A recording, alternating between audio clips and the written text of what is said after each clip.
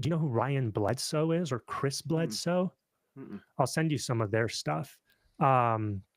It's really interesting. Chris Bledsoe, he used to be Christian.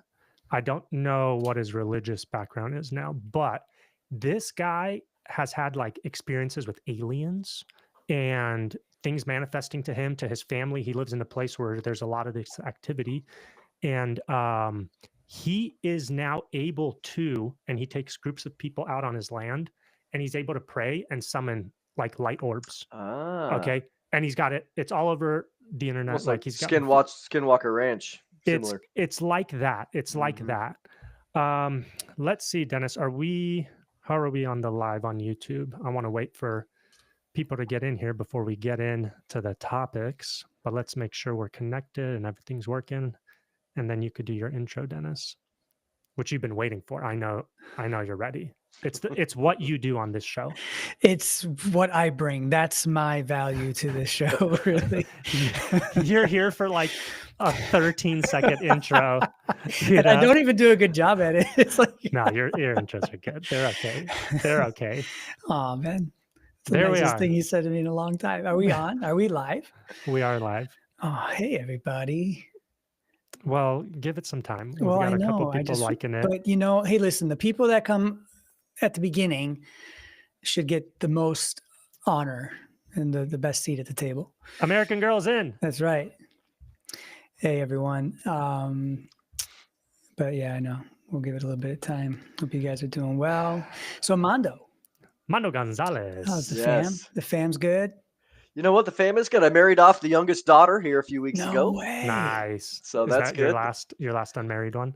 No, I got the middle one is currently unmarried. She's 25. So the younger one. Dennis, yeah. hello. Wait. What do you got? You said 35? I've got 25. Dennis. 25. Oh, 25. 25. That's way too young, man. I'm 44, bro.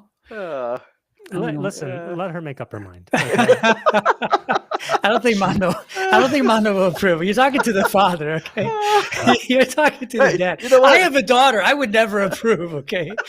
So if you would do it, Dennis, then we're okay. oh, man, dang. I'm honored, bro. I'm honored. Oh, Mondo. Hey, everybody. Welcome to Christian Matchmaking with That's right. Dennis and Mondo. Yeah, Prophecy Yes. Watchers is branching off and they're getting That's into right, the dating that's right. the dating business for mid 40. Well, man, I'm not mid 40 yet. I don't want to say mid 40s. Close. Yeah, don't put That just yourself hurt there, myself, man. Hey, we'll call it Prophecy Mingle. man.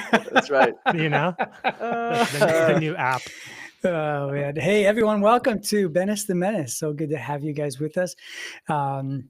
We are going live again. I think we're addicted to this live thing. I like the think Ben got the live bug. He needs a jab for that. I'm sure the left has some. Hey, welcome Mondo, our good friend from our old good friend Mondo. You've been with us for a long time now. Here, we've been friends. We're greatest close friend. now. Yes. Yeah, I mean, we're talking marriage over here, guys. Yeah. Look, This is he approves. This is a unity. Man, Mondo, you made my day. All right, I could just sign off right now. You guys can just take it. I'm telling you, man. Thank you so much. I want you to call me Dad though. Before Oh we my get off gosh. today. Oh my gosh. Perfect. Oh my gosh, Perfect. Mondo, don't mess with me, man. I've been divorced for 8 years now, so you don't play with a 44-year-old man's heart like this. Yeah. Oh man, we're already having a good time, and we even get started. What are you guys drinking over there? What's happening? I've got mushroom hot chocolate. Oh, okay. Mondo, what do you've got? I got some Earl Grey tea from Switzerland. Very nice, Dennis. Yep. Lemon, ginger, and something else. Tea, chamomile, maybe. Tea. Yeah. Very nice. I might fall asleep. Yeah, that one sounds. No, this won't. That one sounds dangerous. We can't fall asleep. Not with Mondo on. No, we have too much fun. Well, That's yeah, much fun. tonight, hey, we definitely have the live bug. Mondo's our first live guest, which is going to be super fun. His wife's out of town, so we've got him all baby. night. We got Okay. all. Yep. This time, I'm not sending you bottles of wine, feeling You guilty don't that need I to. took you from your wife. You know, we're hanging No, out with I the have boys. to send you bottles of whiskey or wine or That's something. right. We're hanging out with Dad. the boys tonight. I think tonight I'm going to call you Dad. I'm not calling you Mondo the whole episode. Yes. People are going to be like, what is going on? Exactly. Your poor daughter. She's going to be like, Dad, don't ever do this again. Oh, man, poor thing. So we're going to be live. We're going to open it up after every topic. We have a list of topics that we're going to be discussing. We're going to have a lot of fun. We're going to open it up to comments in obviously the chat. So if you guys have questions along the way, put them in the chat. Dennis is going to be taking a list, checking it twice, making sure you're nice and not naughty, you know. And we're also going to be prioritizing just a little house rules. We're going to be prioritizing super chats, obviously. We're still donating to Wes's legal fund, Wes and Anton and Mark, for the whole Billy Carson debacle. We might also talk about that depending on how time goes, you know. But it would be fun to get Mondo's response to that as well, just because it's going on right now as we speak. So welcome everybody. And I think we've got a few people in here. We're up to 10 right now, but hopefully it keeps growing. Make sure to like and subscribe, share, do all that stuff so that hey, that was my job. You just took my one and only job away from me. I thought now that we got you married off, like you're out of here. Dude, guys, I had one job. What next week is going to be Ben and Mondo. Ben and Dad, actually. Daddy. Oh, well. Yeah, I'm taking it back. Remember to like and subscribe and share. And I do a better job anyway. That's true. Ben, get ready for your notes, man. We got to keep Mondo busy here before he leaves. Hey, everybody. Someone asked about our merch. I just want to say thank you for asking about that. That merch store is coming back up sometime soon because that alien merch is pretty sweet. Our Venice merch. Yes. And we will have to explain it one time. I don't know if tonight's the time, but people have asked us, like, why do you guys have aliens on your merch? Yeah, with the Trump. We're trolling the alien. Okay, hold on. Yeah, you got to show it. We're trolling the aliens. Yes. Okay. This is Venice. Yeah, we don't talk about it. No, stop. We'll do it on the hang session. You're right. You're right. Listen. We have guys. Keep waiting. Mondo is waiting patiently. You know what? I got all night, man. This is a hang. Lots of time. But you know, it's a good segue into the alien topic. So it's true. Can we please start with that? That is the first thing on my list. All right. I'm so happy. Okay, Mondo. Tell us about Iran's mothership that's spitting out drones all over the United States, from California to New Jersey. Yep. Tell us about this mothership. Are you familiar with this? Well, I'll tell you. Here's the thing: is that I saw the senator from New Jersey talk about this, and in follow up, it wasn't so much like a mothership in the sky; it was a cargo ship. Right. So when he's talking about a mothership, he's talking about, certainly Iran is used to transporting lots of oil. So the fascinating thing about it is, they got all these drones, which of course, Iran is one of the largest manufacturers of drones in the world. In fact, they sell them to Russia. So you think about Russia being a superpower, and they sell their drones to Russia. And in fact, there was an agreement about 6 months ago that Iran was going to build a drone manufacturing plant in Russia to help provide them local, manufactured drones for not only the war in Ukraine, but for the Russian army. So, wow, this is not surprising. The more surprising thing about it is the quietness and the silence from official people in the government.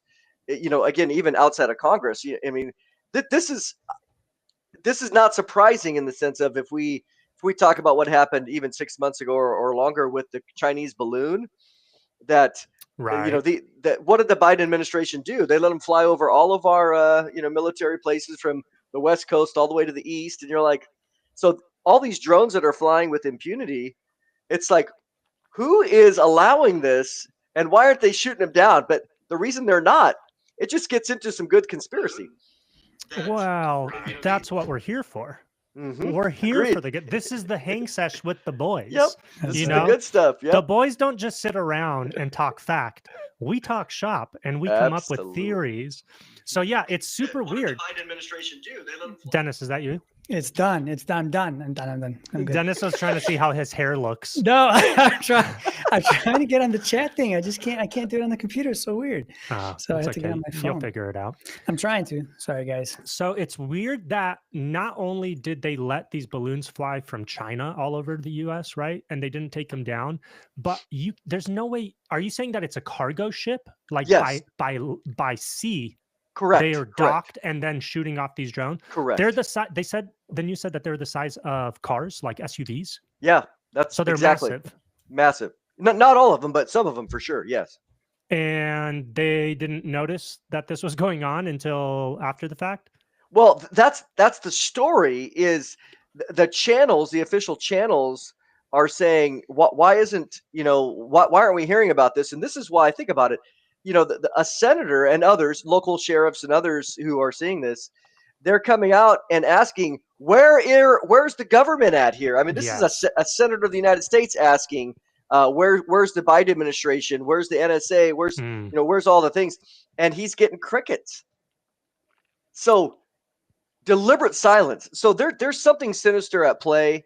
And again, we're in this window.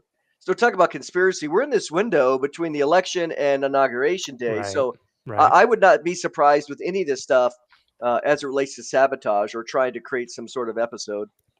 Oh, here locally, like domestically? Mm-hmm. Domestically, yep. Okay.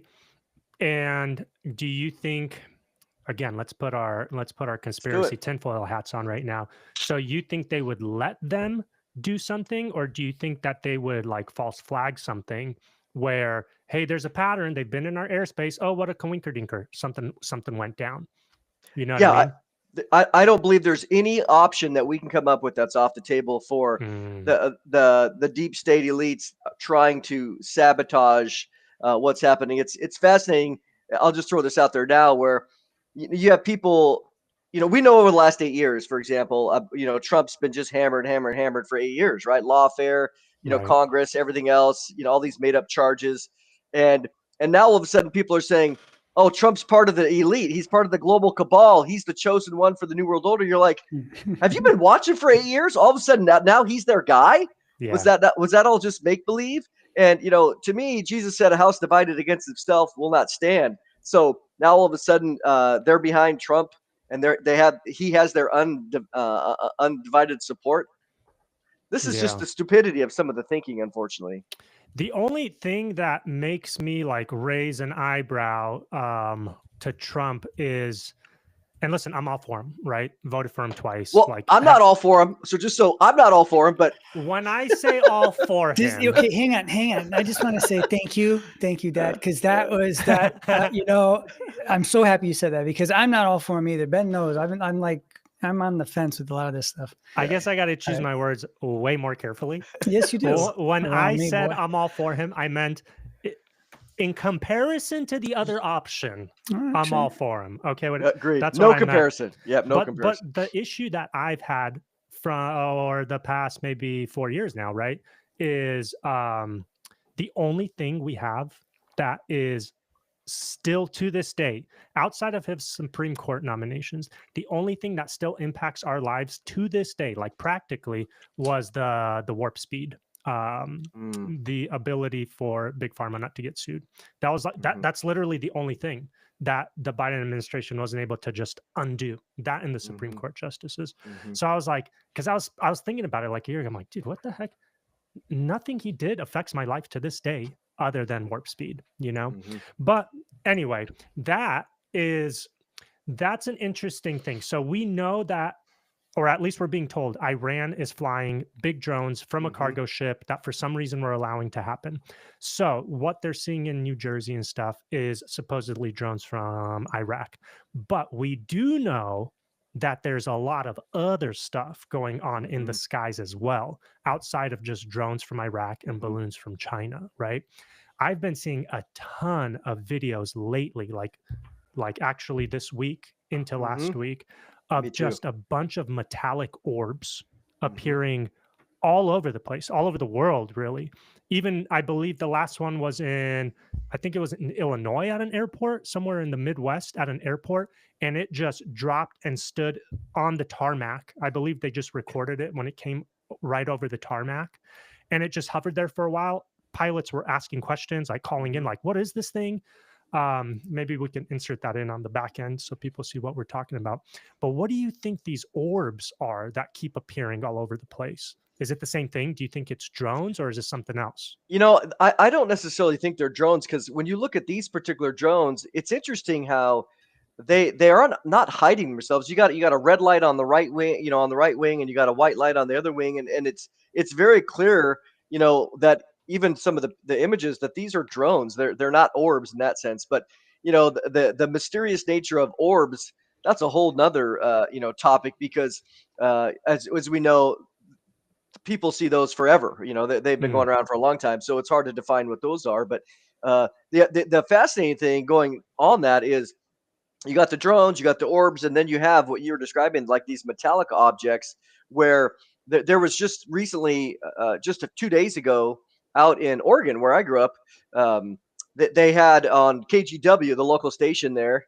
I still remember it from a kid, but same thing. You have these pilots now, and they played on the news the pilot saying, "Hey, whatever the tower, we're seeing this object that's going over here to my left, and it's going way fast, and and then it went down, and now it's up, and we saw somebody else." And so they're saying all these things, and then they go, "We don't know what it is.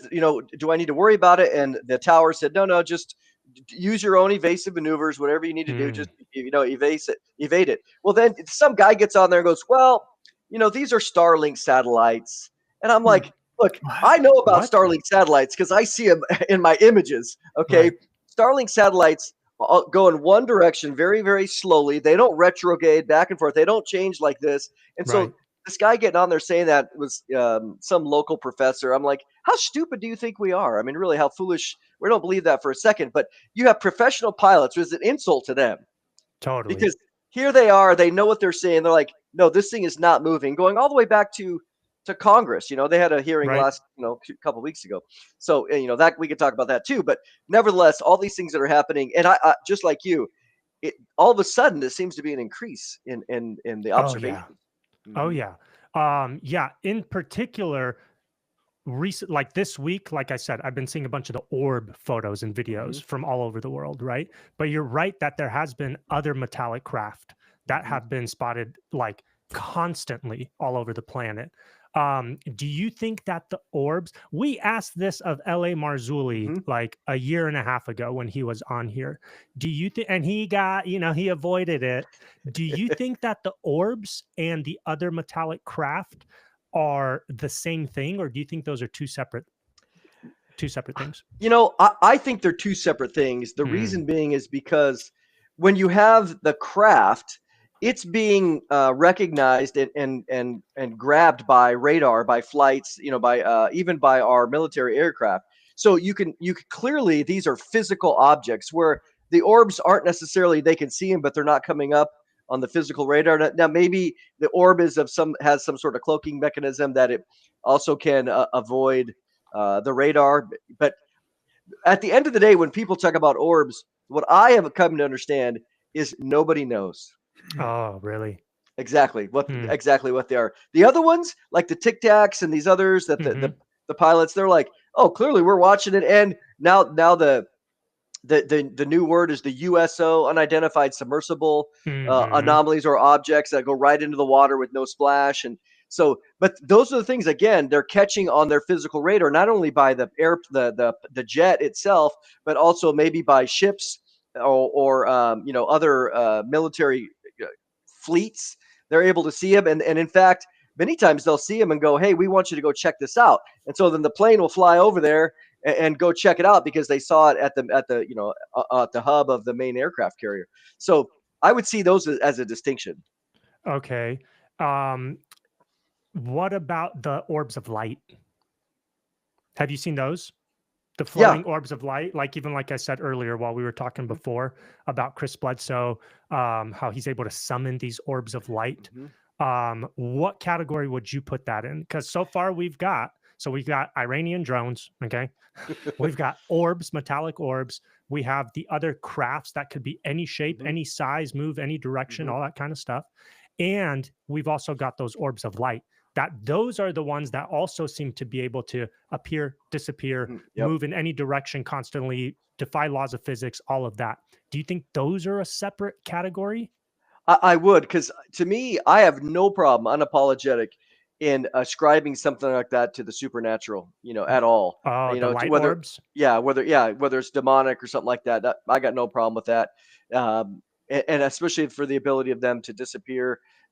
But at the end of the day, they don't need to be demonic necessarily, because I'll give you an example. I think I've been talking about this lately and writing an article about it for our magazine. Let me just give you this example. We know in Genesis 18 that two angels show up and they eat. Right? They sit down with Abraham and they eat food. The next day, or they go down to Sodom and Gomorrah in chapter 19. Well, the question always is, are angels physical? Well, they're eating food, and we know if we do a parallel, one of the proofs that Jesus gave in Luke 24 when he appeared after his resurrection to the disciples, they thought he was a spirit. He said, "Look, give me some food. Do you have any food?" He goes, "Give me some food." For a spirit doesn't have flesh and bone, which again he associated with eating physical food. So if you take that into consideration, angels, as we understand, are physical, but yet we know that they can cloak themselves, no problem. We see that in 2 Kings chapter 6, where Elisha's there and his servant is worried. Oh my gosh, well, look at the army, the Aramaic army. And he said, "Lord, open up his eyes to see." And boom, his eyes become uncloaked. He sees all the chariots and the angelic hosts that are there in order to defend him. So Elisha's not worried. But then it goes back. So they were there the whole time, but they were able to cloak themselves. So that, to me, I have no problem, even biblically, that they could be physical, but still have the ability to cloak themselves where we can't see. Do you think, okay, so let's just theorize here. If they're spiritual, which I agree, I think that those are without a doubt spiritual things, because even when it says that it says that the devil masquerades as an angel of light, sure, you could take that to mean like, hey, sometimes he pretends to be a good guy, right? An angel of light, a messenger from God. But what if you take that just like super literally and it's an actual thing of light? That is what is appearing, So it could have like a dual meaning in that sense when he says that he masquerades as an angel of light. So for me, when I saw the light orbs, the first thing I thought was supernatural. Whether it's, this was the question. Do you think that the orbs that come here, if they are spiritual, is it always malevolent, or can they also be benevolent? That's a great question. I don't know if we could give a very specific biblical answer to it, but I would say that if we were, because of what you just described, I think that Satan having the ability to masquerade himself, that even fallen angels, good angels, because I do think there's an absolute distinction in the Bible between angels and demons. I don't think they're the same. So even fallen angels are not demons. So that's why I'm leaning, because what we have in the scripture, demons are always disembodied. They're always looking for a body. They're looking for something to possess. You don't see that with a fallen angel or angels in that regard, because even Hebrews 13:2, right? We entertain angels unaware. We could be talking to them, and so they're there. And I don't think it's just a matter of, like if I was to grab them, my hand would go through go through them like a ghost, because we also know that in Genesis 19, they grab Lot by the hand and they're dragging him out, is what, basically what it says. But going back to the question, I would lean towards the idea that these lights would be malevolent only because of their function. And what I mean is in the sense of deception, or especially if a guy's calling them down in that scenario. I don't think an angel is going to allow himself to appear as an angel light to be called down if he was a good angel. Yeah. That totally makes sense, because every time in the Bible, when I'm thinking about it right now, every time that we can bring up in the Bible where an angel physically comes, he doesn't just appear as this coy light that flickers around and then disappears, where people are like, hey, what was that? You know, every time an angel appears, a benevolent supernatural being, it comes with a purpose, right? Yep. It comes and does something. God, they're called messengers for a reason, right? They come and they do what God sends them to do. Whereas these other ones, the orbs, the light orbs, they just seem to come and sow confusion, chaos, and fear. Confusion. Yes. You know what I mean? So Yep. to me, like, because I've had people that are like, how do you know that it's demonic? How do you know it's bad? Like, there's this guy. Do you know who Stephen Greer is? Oh, I know a lot. Yeah, he's very mistaken in his thinking. Yeah, very, very immersed in like the occult, straight up the occult. Same stuff Aleister Crowley was doing, same kind of stuff. And he'll take people out and they will summon these orbs. They have these rituals that they do, these chants that they do, right? And they'll summon these orbs. And they even say that there was healings that happened, people that were deaf, whose ears were opened when these beings came. They even call some of them the healers. So I've had people that ask me like, hey, how can you say that these things are all evil and demonic when, look, good things are happening? You know, when these things appear, sometimes good things happen.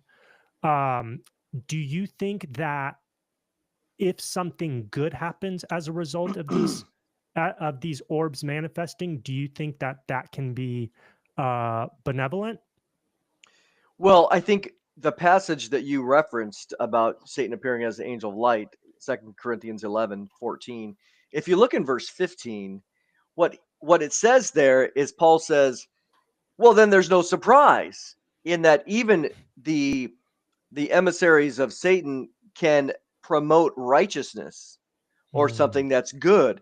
Therefore, they could be. I'll say it this way: if Satan can get your soul, then he has no problem encouraging you to be good in certain ways, because that's the deception, right? I mean, this goes back to all the stuff I've written on the Screw Tape letters, where C.S. Lewis wrote quite clearly that there's no reason to have somebody be a murderer if he says if cards and gambling will do the trick. I mean, he says, you know what? He said the path to hell is very smooth. It's very has a nice, easy grade to it. No signposts.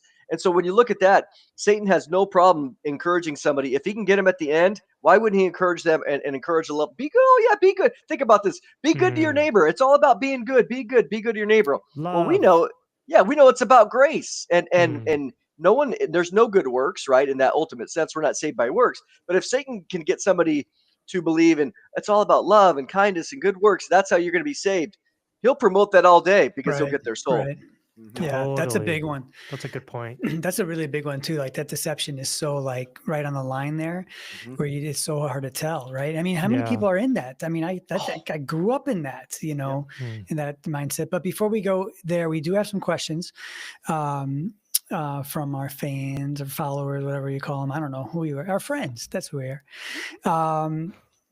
AG, American Girls, asking now we're gonna get into some other things, but maybe we could ask these questions and then I don't want to lose track though, you know, of like where we're going, but I do want to get some of these questions in though.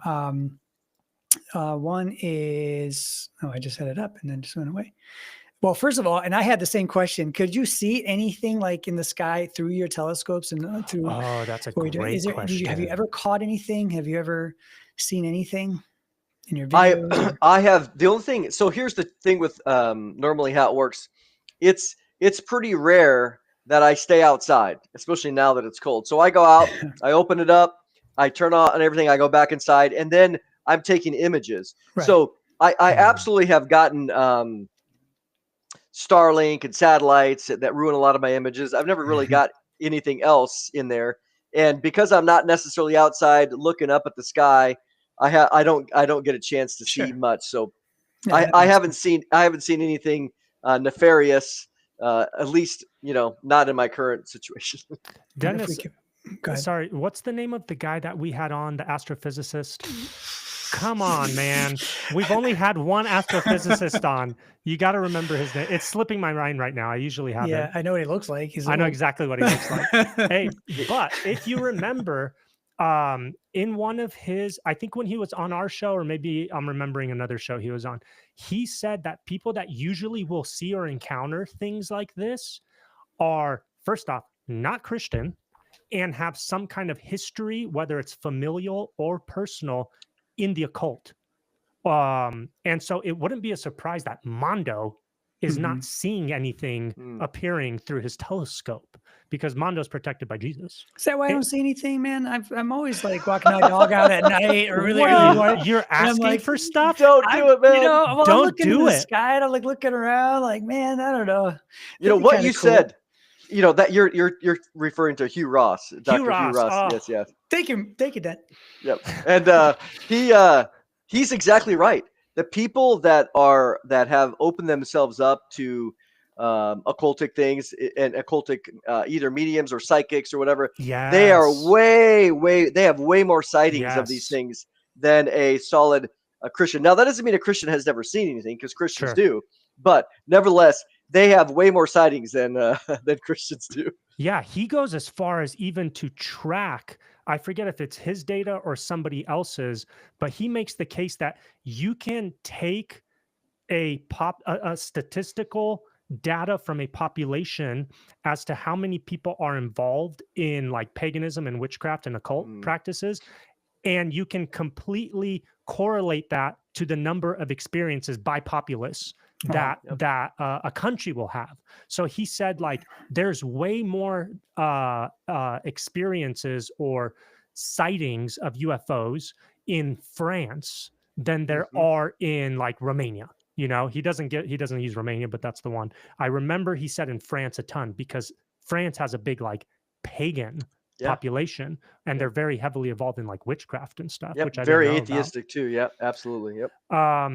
Do we have another one, Dennis? Yeah, we have a few. I've heard of Gary Stearman talk about his experience with the UFO helping him land his plane.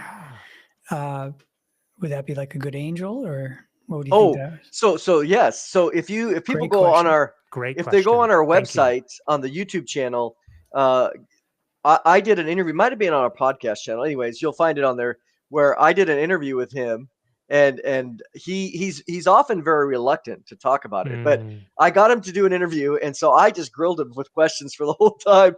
But what interesting thing is, when this happened, I'll give you the short story. It's not long, but the short story is he was younger. He's a pilot. He just stopped flying a couple of years ago. He's 86. And he was flying, and when all of his electronics went down, boom. So he's up, 5,000 feet. All of his electronics go down in a brand new plane. So this plane is, maybe has 20 hours on it, and so he's flying from like Kansas City to Dallas or something like that. So he's flying. Everything goes down. Well, he's an experienced pilot, so he's like, okay, well, I got to do this. I got to do this on my own. Well, he's flying along, and all of a sudden he hears this voice. And he goes, this voice said, if you look to your left, you will see a UFO. And he said it was kind of like, he goes, what in the world? He goes, stubborn as I am, I'm like, I don't believe any of this stuff. Well, then it said it again. No way. And so then he looks over to his left, and he sees a UFO just right there at his level. What is it? He said, describe it? Yeah, he said, first, it was kind of about a mile away, but he saw it no problem, clear day.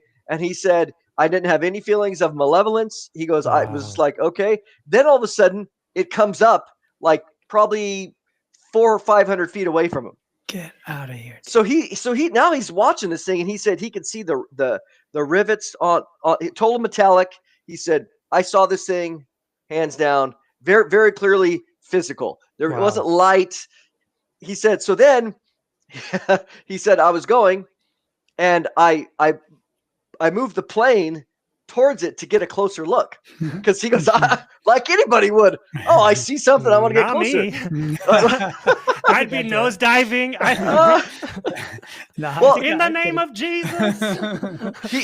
So this is again. He said he had a sense of peace about it, and so he moved over, and as soon as he did, like a lightning bolt, it went right back to a mile. Like he said, it was like instantaneous. He's like, no, you're not coming any closer.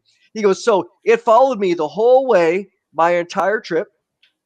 He said, so then he lands. So like the way that it was described, it was like he got there like six hours late, and he was like, it was like a 2-hour flight.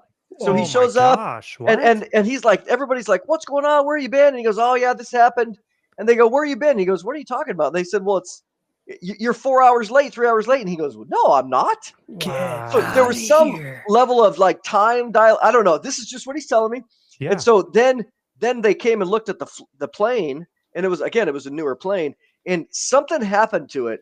They said, what did you do to this plane? And he goes, oh, what are you talking about? I didn't do anything. It just, things went down. So there was some sort of damage anyways. But to this day, he would say, I think it was a good angel flying a physical craft. Wow. And it there's no way I would have made it without them guiding me along to the place. Now, so some people think that he was deceived. All like you described earlier, all these beings are malevolent.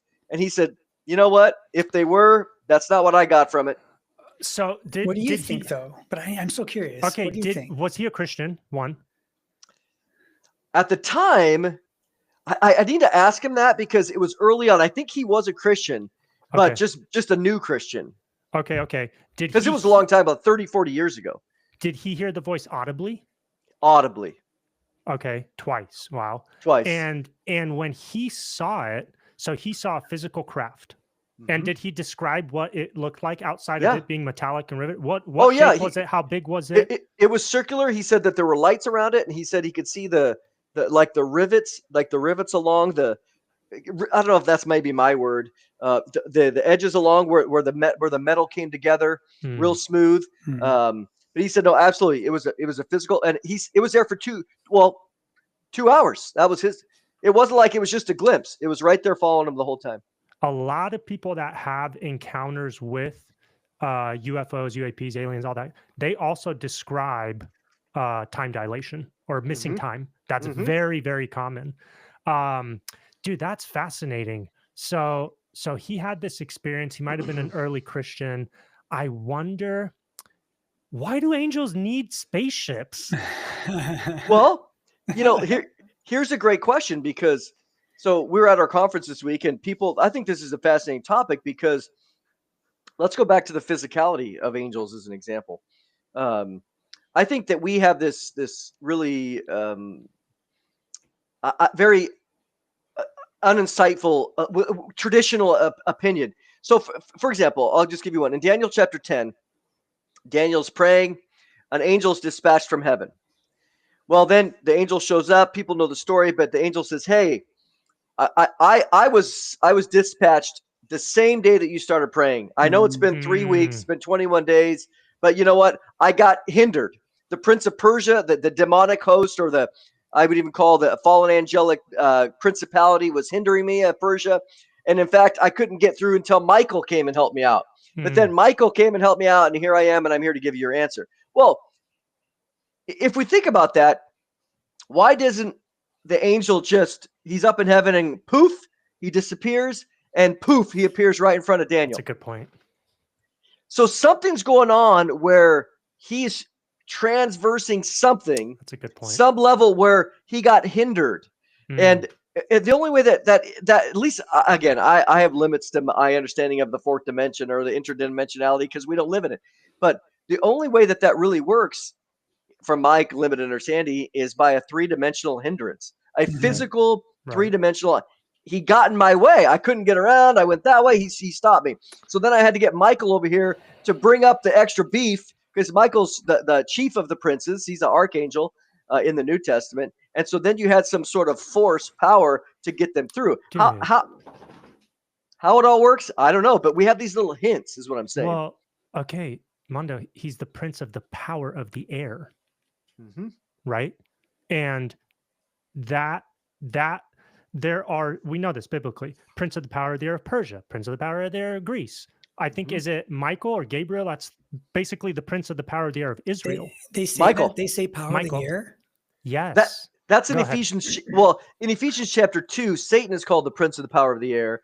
It doesn't use that terminology in Daniel 10, but you do see the going on into chapter 6 of Ephesians, this idea of spiritual hosts of wickedness in the heavenly places. So there's no doubt there is this idea of them being in the heavens. And so I think Ephesians 2 and Ephesians 6 go together for sure. Yeah. So, we just talked about it. There's always, not always, but a lot of times there's time dilation, time loss, right? How interesting that. I wonder if, was it Michael and Gabriel fighting the prince of the power of the air of Persia? Michael. Well, Michael came and got rid of the prince of Persia, and then the angel said to Daniel, "Well, when I leave, I'm gonna have to fight with the prince of Greece." Wasn't he delayed 2 weeks? 3 weeks, 21 days. So, what if Daniel was experiencing that time dilation? Were the angels actually delayed for 3 weeks while battling in the fourth dimension, or was it 3 weeks to Daniel, but much less to the angels? You see what I'm saying? I think that's a great question. I think I'm trying to think of the exact wording. We can look it up, but I think he said that it's been 3 weeks. So even speaking from his frame of reference, right, from his frame of reference, from the angel's frame of reference, because we're temporal, right? We exist in time. Like there's no way around that for us, but we don't necessarily understand how higher dimensional, like angelic beings are experiencing time. We know they do have an experience of time because they were created at a certain point. They aren't eternal, so they have a beginning. But I'm sure we experience it differently than they do. That's why I'm like, dude, was he fighting he was fighting a demon or another angel for 3 weeks? That seems like a really long time. Like, well, but maybe it was 3 weeks to Daniel. Well, actually, I just looked it up, and while you were, it says here, the Daniel 10:13, the prince of the kingdom of Persia withstood me 21 days, and behold, Michael, one of the chief princes, came to help me, for I had been left alone there with the kings of Persia. Now I've come to make you understand, blah, blah. So he says from his own reference that he was hindered for 21 days. Wow, you're right. And he needed help too. And he needed help. Cool. He was left alone. Oh my goodness, so weird. He needed another ship. well, and that's the fascinating thing is the other thing that I wonder about is, in Revelation 12, you have Michael and his angels fighting to Satan as his angels, and then Satan was cast out and his angels were cast out to the earth. So now you're dealing with physical location, right? And they were cast out of another physical location. In this case, it was heaven, and they were limited to be down on earth. So again, if it was just simply, I'm just going to poof and disappear, and I'm going to go back and poof. Right. So there's something physical going on that we don't get because we're limited to our 3 dimensions. That's why earlier I was talking about the cloaking, that they're just as real, but they're able to cloak themselves in some way to keep us from seeing it. So this is why you have these physical craft going back to other, again, being sighted on radar, but then oftentimes they can go right into the water, or they cloak themselves and we see them disappearing, or in that sense. But in reality, they're still there. They're still able to be tracked. So anyways, very fascinating stuff for sure. Do you believe him? Do you think that it was like do you believe a story, number one? With Gary? Yeah. Oh, I have no reason not to believe him. I mean, right. Okay. I really have especially because he didn't tell anybody for like 40 years. Whoa. Oh. Dang. I mean, that's why. Plus, listen, it'd be to his detriment, in my opinion. Because in his circle, he was worried that people Christians can be unforgiving. Christians can be mean, and he felt you know what, it's not worth ruining the ministry over this story. And then finally they convinced him. He said, well, I'm pretty much at the tail end, so I'm going to just be honest. And he told the story. Wow. I wonder if he told anybody. Like, that's so crazy. Hey, So go ahead. I think the stream might have gone down, but let's double check with people in the comments. Hey, can you guys tell us if we're still live streaming in the comments, please? It looks like it's on for me. Okay, it went down for me, but if everybody says we're still good, let's keep going. So just let me know what you see in there, Dennis. Yeah. So dude, but why? Okay, why do they need spaceships? I know. Why do they need metal? Why do they need some kind of craft to go from A to B?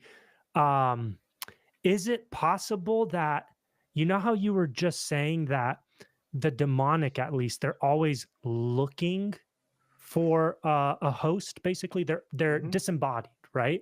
So let's just say they're spirit, they're pure spirit. There's nothing physical to them. They've been almost, as a curse, it's almost as if they've been devoid of anything physical, and they're just pure spirit.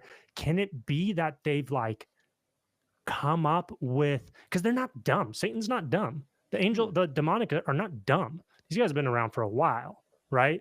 And they've probably been, they were around during the times of Noah, where arguably they probably had some pretty crazy technology, you know? Yeah. So could they be using physical craft that might be metallic, might be something else, you know, to embody, to engage in this dimension, in our third physical dimension?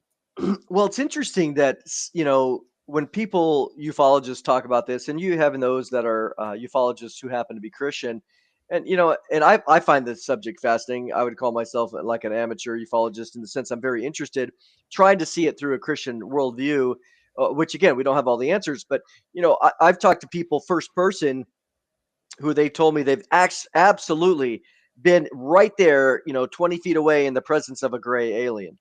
Oh, And I have no reason to doubt this person as well, a person of credibility.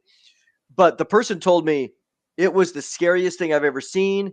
It was absolutely malevolent. wow. I could feel it. I can feel the waves of evil coming from it. And so the question then comes is, you know, what was that? I mean, we don't know. Was it a demon? Well, remember, demons don't embody. They can't materialize into a body as far as we can tell, because they're always seeking to be embodied.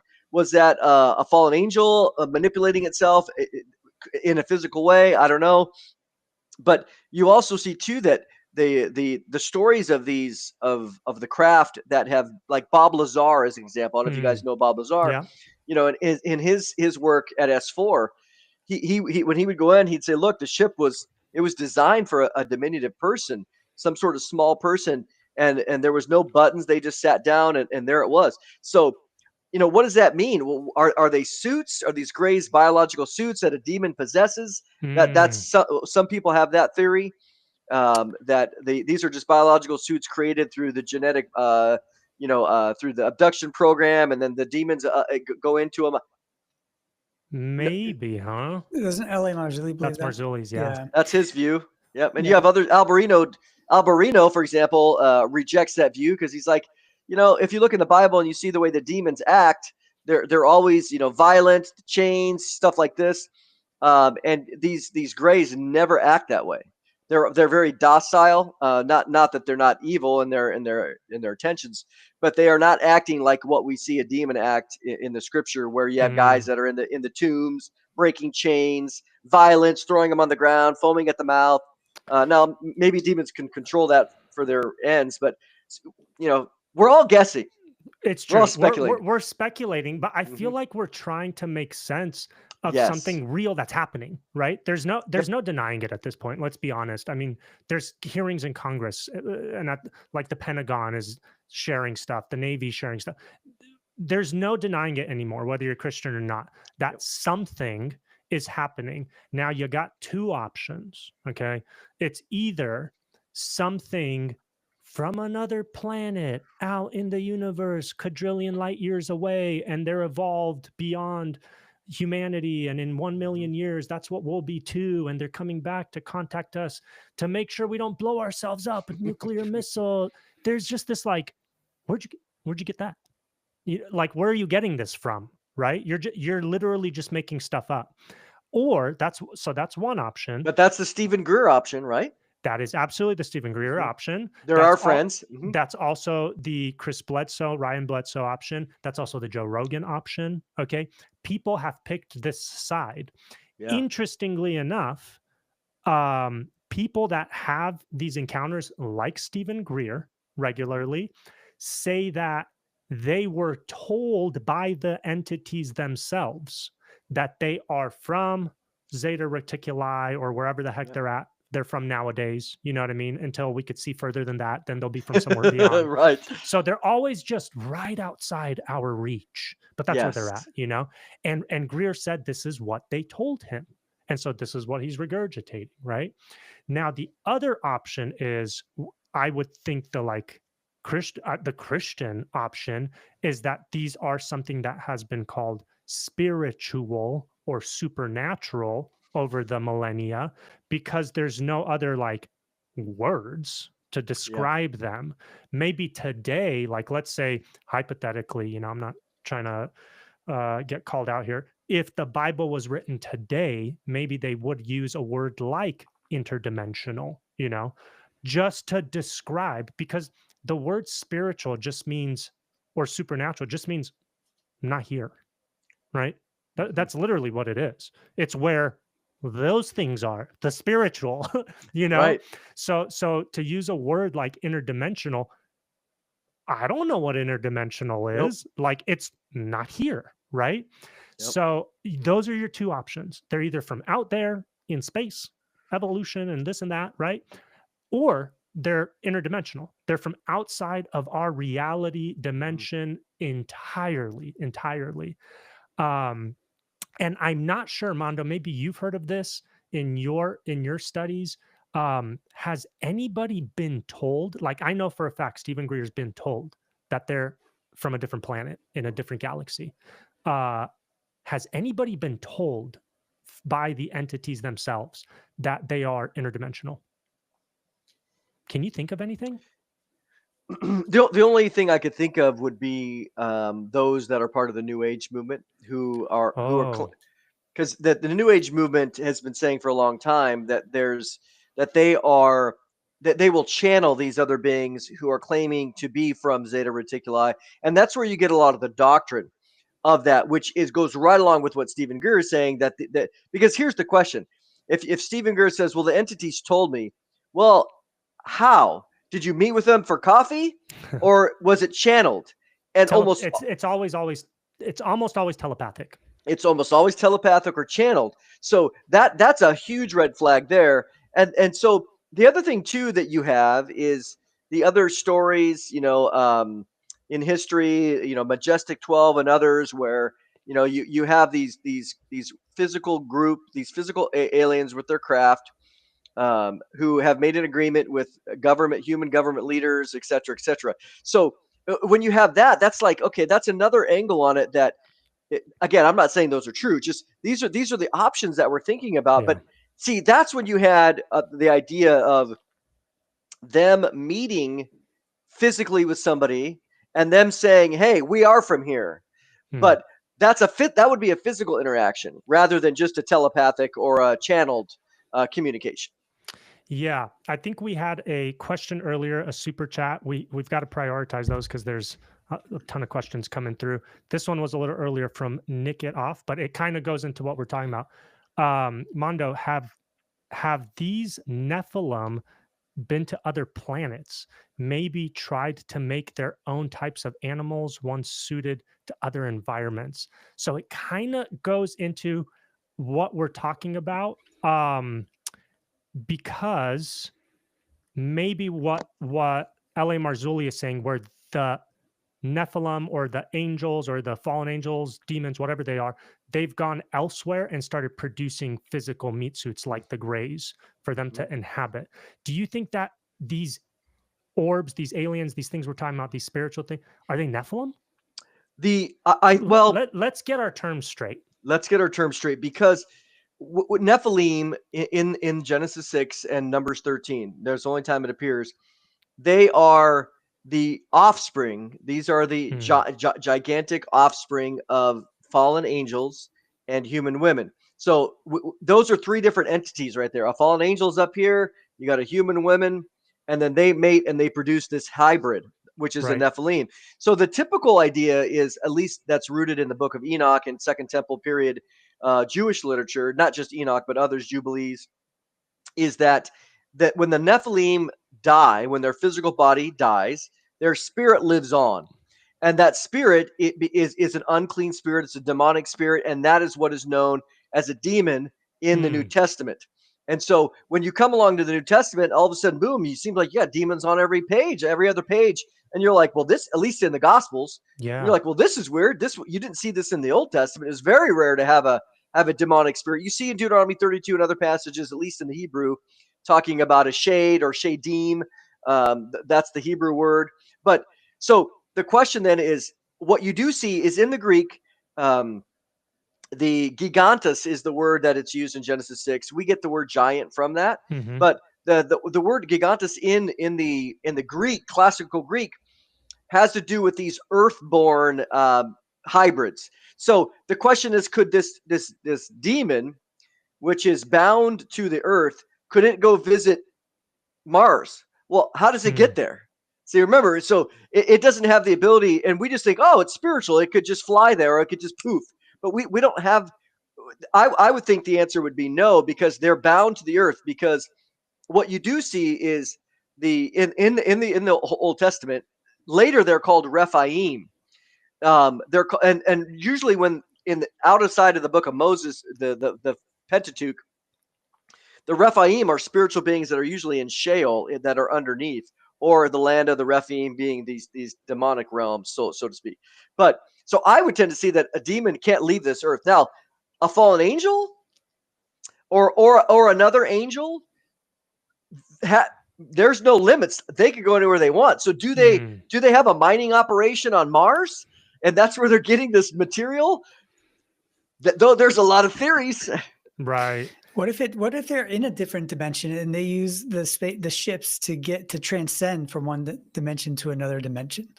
You know, it's a technology. Yeah, that we don't have, but it can show up here and we can see it, and it'll go within a mile within a split second, but it's still tangible in a sense, right? To our reality. Maybe it's a transcending type of. That's what I've thought for a while. Well, I'm not opposed to that, because the question that I think, no, not at all. The question I just try to reconcile it with, well, couldn't they, if he's going from God to Daniel and the Babylon, why couldn't he transcend that in 1 minute or 1 hour? Why did it take him 3 weeks? You know, and so there is some level of hindrance. Now, maybe they had their frequencies locked into one another, and so the one angel who's hindering, or the princes that were hindering the one angel, they were just, that's what was happening. So they do have the ability to go from one place to another very quick, but it's still physical. I don't think you were saying it was not physical, but I think the challenge that we have is as what does it mean to be interdimensional? I don't think anybody knows. We can't describe it. It's impossible to describe. Just like what we're trying to talk about is kind of just impossible to describe, because we don't know how these things interact. We don't know. Like we have these terms that we get from scripture, right? Spiritual, supernatural, angelic, demonic, God, heavens, plural, you know. But that's it. That's all we got. And then we're seeing stuff that's like, hey, that doesn't make sense, you know? And we're just trying to figure out what the Bible means by those words based on what we're seeing. So I wonder, kind of going off of Nick's question here. So now we've got some terms, right? We've got the angelic, but okay, let me not lose track here. I've got a lot going on in my mind, and I'm trying to keep it all together. So we've got the angelic, which is the benevolent, supernatural, or whatever you want to call them, right? We've got the malevolent side, which is demonic, fallen angel, possibly the orbs, the light orbs that appear and disappear and that are just coy and kind of deceive people. We've got, those light orbs are also what appear to like Stephen Greer and Chris Bledsoe and stuff. So that right there kind of leads you to believe that the light orbs are going to be malevolent. They're going to be dark always. So a demon is a disembodied spirit of a Nephilim. That's that would be the general understanding. Yep. Okay. That spirit, that disembodied spirit, is a human spirit. Like when it was born of a woman, this Nephilim creature, it was endowed with a human spirit, or is this a angelic spirit, as in one that fell with the rebellion? No, it's actually both, because the Nephilim that's walking around, that is generally considered tall, and then dies, their spirit is a mixture. It's a hybrid of the material. And again, we're talking about genetic material. This is physical material, right? I mean, when a fallen angel comes down and mates with the human woman, he's putting inside of her his own physical genetic material, and then she's providing her own 23 chromosomes, and then it's producing a child, which is this hybrid Nephilim, and then the child is born. And so this hybrid is growing up, certainly physical. We see that, and they're fighting them in the book of Numbers, and David was fighting Goliath. So they are physical beings, but they have genetic material from the two sides, the physical woman and the heavenly created physical fallen angel. And then they're down here. And so their spirit is what I mean, in that sense, we ask, well, what is our spirit? Well, we know that we have a spirit, and our human spirit was created as a derivative of the genetic material from a man and a human man and a human woman. So, but in that sense, our spirit is still a spirit. So their spirit is still rooted in the material from a fallen angel and a human woman, but they are fallen. They're a hybrid. Dang. So whereas our spirit, when we die, would go, since we're not Nephilim, obviously, would go to, let's say, like heaven or hell eternally, right? Their spirit, a Nephilim, when it dies, roams the earth, right? It doesn't go to hell instantaneously. I think back, what you do have, and here's an interesting, fun idea. At least I'm going to tell you the thought of what was going on, percolating in the minds of Jews in, let's say 150 BC. We do know from the biblical Old Testament, the book of Isaiah and others, that Rephaim is a spirit. So let me say it this way. In the first 5 books of Moses, if you look at the word Rephaim, it refers to a giant, a living physical giant. But later, that word Rephaim is referring to these spirits that are in the underworld. So they are down in Sheol. Yes. Now, in the book of Jubilees, chapter 10, not scripture, but I'm just telling you what's percolating in their mind, is that it's a very fascinating story that at the time of the flood, God was going to judge all of the earth and kill all living beings, including humans and the Nephilim, which are physical. Right. But then a guy by the name of Mastema, which is another word for Satan. It's very clear. Mastema goes and says, hey, God, I have a request. Can you leave? I know you're going to send them all to Sheol. Can you leave me 10% so that I can be the ruler over them, demons, and I can use them to tempt the sons of Noah, and they'll roam the earth, but the rest you can take down to Sheol. So in that sense, for whatever reason in the story, God says that's fine. So he allows the 10% to now be under Satan's control. Well, that's interesting. in Matthew chapter 12, Satan is called the prince and the ruler of demons. So you're like, well, that's pretty fat. Those are Jesus's words, right? And so later in the book of Revelation chapter 9, we see that the Sheol, or the bottomless pit, is open. And what do you have? This demonic horde coming out. They come back, yeah. They come back. Now, you know what's fascinating about it? Here's a little nugget. How long do they torment humanity without killing? They're not allowed to kill them. Remember? 3 months? 5 months. 5 months, okay. How long was the water on the earth? How long did it, if you go back to the book of Genesis, it talks about the water being on the earth and killing everything for 5 months. You're like, well, that's interesting. Is as if God it took 5 months or whatever to kill everybody off, Mm. including all these Nephilim, and they're getting their 5 months of revenge. Interesting parallel. That's all I can say. But nevertheless, that's what you have here is right now when you do have, or in the Gospels, when you have these demonic creatures, these unclean spirits, those are, according to the trajectory of Second Temple thinking, Judaism, those are demonic spirits that were once Nephilim roaming the earth. Okay. Got it. So that's what a demon is. We know, like fallen angels, we know would be obviously the from the angelic host that rebelled, was sent down with Satan, different than demon. I think that's like for me, I've been Christian for 30 years, since I was young. It's a pretty recent realization that fallen angels and demons aren't the same thing. Correct. Yep. So that wasn't something novel to the Jews, right? They didn't like realize that one day. Like they actually had that in, like you said, Jubilees, Enoch, other Second Temple literature. They actually thought fallen angels and demons were something separate this Correct. whole time. We're the ones that have been thinking they're the same thing in like the evangelical circle. Yes, because what's interesting about it is, I'll give you an example. If you go to Acts chapter 23, when Paul is describing his salvation, his story, he brings up the resurrection, and then the Pharisees, who are very conservative, they said maybe an angel or a spirit has spoken to him.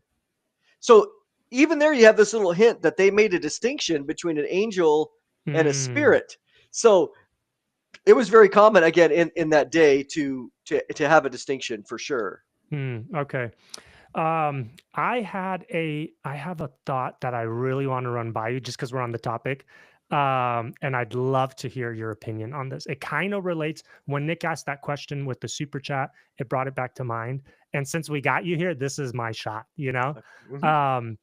So do you think, I'm going to ask you a couple little questions and then I'm going to ask you the one I just was referencing. Do you think that pre-flood, okay, when Nephilim roamed the earth, when there was the mighty men of renown, of old, when there was this this angelic incursion onto human or on the planet, do you think that it was like technologically advanced? Well, so according to Genesis chapter 4, we don't know we don't know exactly when this incursion happened. Most people make the assumption that it was in the days of Jared, because Jared means to come down, but that's a loose assumption. We do know in Genesis 4 that technology all of a sudden is described, Tubal Cain and others, right?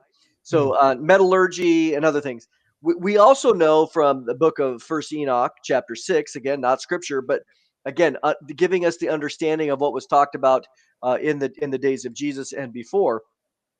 It was crystal clear that they came down teaching swords, weaponry, metallurgy, the stars, the moon, constellations, herbs. They taught the women to wear cosmetics around their eyes to make them look more beautiful. You're like, that's hey lady, your makeup that was based on according to the book of Enoch, introduced by the fallen angels to make them look better. Pretty fascinating. I knew there's a reason I prefer my wife El Natural. From now on, when I see her putting on makeup, I'll be like, that Nephilim technology, baby. I want to read something to you right out of the book of Enoch. So again, this was introduced by the fallen angels in order to seduce mankind, because it's so that would lead to certainly a great level of technology. What we understand today, like we look at the megalithic structures, a lot of what our good friend LA works on is these great ability, the amazing miraculous perfection of the Giza pyramids, the Great Pyramid. And so I look at it like this too. We often tend to think of fallen angels unfortunate, but as we referenced earlier, they appear as an angel light. Now, we were joking earlier about marrying off our daughters, right? So imagine for a moment that you get this fallen angel shows up knocking at the door, and all the daughters are looking out and they're like, who's that handsome? Oh my gosh, that guy's gorgeous. Dennis. That's Dennis. And they're like, man, we want a piece of that action. Well, then, so then they come in, and as we know is typical, there's a little arrangement. He talks to the father. He says, man, I've seen the women that they're your daughters that are beautiful, and let's make a trade. And so the father's like, well, I got some good looking daughters. What are you going to give me? And he said, well, I'll tell you what, I'll give you this technology. I'll set you apart. I'll teach you how to do this. You'll have wealth, power, prestige. You'll be set apart from all of your peers, because I'll give it to you. Just give me your daughters. And the daughters over there like, sign me up. Wow. So it's not necessarily this rape. There's an exchange, and you have this fallen angelic being who's appearing as a beautiful angel. It doesn't always have to be, but certainly had their own wicked intentions in doing what they were doing. And I think that's a more accurate portrait of why technology would be introduced before the flood. And God said, enough, I got to get rid of it all. Yeah, because do we know when the fallen angels made the incursion into humanity? How long before Noah, or how far back before Noah did they do that? Do we know? We don't know. That's what I'm saying. The theory is that they came down in the time of Jared, which again means to come down, but there's no proof that it happened during that time. What year was that about, or how many years before Noah do you think? We could look up Genesis 5. And the reason I ask, while you're looking that up, the reason I ask is because, like, dude, think about it. We've had electricity for what, 120 years or something like that? I don't know when Benjamin Franklin flew that kite. And in let's say 120 years, if somebody in the chat could let me know when Benjamin Franklin flew a kite, that'd be great. In 120 years, we've gone from key on a kite, right, with the lightning bolt, to AI about to take over the planet. Yeah. Yep. Okay. That's 120 years. So did you find the date of when? I did. Yep. So based on the Genesis 5, 16, and 17, basically the Jared was born around 900 years prior to the flood. So you'd have 900 years of technological advancement as what you just described. Think about what we've had in the last 150 years, right? Or even 200. So imagine 900 years of that. I mean, we went from like Wright brothers and then to the moon, supposedly. That's another conversation. You like that? I like that a lot. Yes. Within what, like 60 years or something like that? You know what I mean? So technology, we know this, it exponentially advances. Once you have a certain technology, you keep using it to keep advancing technologically. So if there was this demonic incursion, technological advancement given by these supernatural beings, right, to humanity, and they had 1,000 years to like develop that technology, it's no wonder. And look how evil like our technological advancement is making the world. You know what I mean? It's not making us more righteous and holy and closer to God. Nope. It is for us, because we're doing podcasts using this technology. For the glory of God, baby. You know? Yeah. But overarchingly, it's been getting kind of much worse, depending on how advanced the technology is getting. So imagine how evil it got on the planet. No wonder it says every thought of man was evil constantly all the time. And God's from the time they're young. Yep. Boom. God's like, I gotta wipe these guys out because it's getting pretty bad, you know? Yep. And if we in 60 years went from like paper airplanes to the moon, supposedly. Yeah, electricity is 1972, by the way. 1872. Sorry. 17? Yeah. Dude, I'm way off. 17, yeah. Okay, so what's that? 300 years? Almost, yeah. Okay, so but regardless, 300 years. But that's limited. I mean, remember Benjamin Franklin with the kite, right? The key, right? Yeah. But okay, these guys had almost 1,000 years. Well, just imagine 300 more years from today. Like what does it look like, right? Exactly. Like, no. Imagine 600 more years from today. Well, right. If you want to do the whole 900, okay. Right? Yeah. So, I wouldn't be surprised if they had technology that surpassed ours before the flood. You know, this is me speculating and just having fun with it, but it kind of makes sense, right? I wouldn't be surprised if they had technology that surpasses ours. That's why we can't explain how they melted rock to assemble walls and pyramids, and why we can't do certain things that were done in antiquity, and we can't even explain it. Nope. You know, and that's just like a little example. I'm sure there's other stuff, but if we were able to get to the moon within the past 80 years, 70 years, whatever it is, I wonder if they were able to also get off planet. And I'm specifically talking about Nephilim. If they were able to get off planet, and this is why I said Nick reminded me of this when he sent in that super chat, because if they were off planet, and dude, like, who knows? Maybe the technology we're seeing now is pre-flood Nephilim technology that is still antiquated from a Nephilim perspective, because they're somewhere else further out there, and they have been limited because they can't come back. Because when they were here, God wiped them out. You know what I mean? When they were here, Moses, Joshua, David go Nephilim hunting. You know, so maybe they set up base elsewhere, and what they're doing now is they've maybe procreated, gotten up enough arms, because Revelation is a war. Yeah, it's a war. It sounds more like, dude, it sounds more like an Avengers movie than it does than it does Left Behind, the series. You know what I mean? So if I'm just thinking to myself, like, okay, Nephilim were advanced, they get off planet, they're mining, they're doing all sorts of stuff on other planets. The flood happens, Nephilim off planet come back in their ships, and they're like, oh my God, where is everybody? Well, we don't know how to swim. You know? So then they go back off planet, and they went in the ocean. Or maybe they adapted. Maybe, But I'm just saying, they go off planet, they wait for things to subside, and then what a coinkerdinker. Moses runs into the Nephilim again in Canaan, right? They came back, and they started to try to reestablish this Nephilim lineage on the planet. And this time, though, it's not prominent enough to where God's like, dude, I got to wipe this whole thing out again.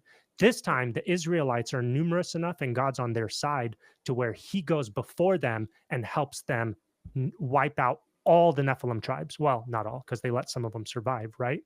But that would make sense to me as to why there would be like a secondary incursion in Canaan in the times of Moses, you know, because these dudes came back. And maybe now what we're seeing is them coming back in mass, because they realized every time we go to Earth and screw around with these humans, God destroys us.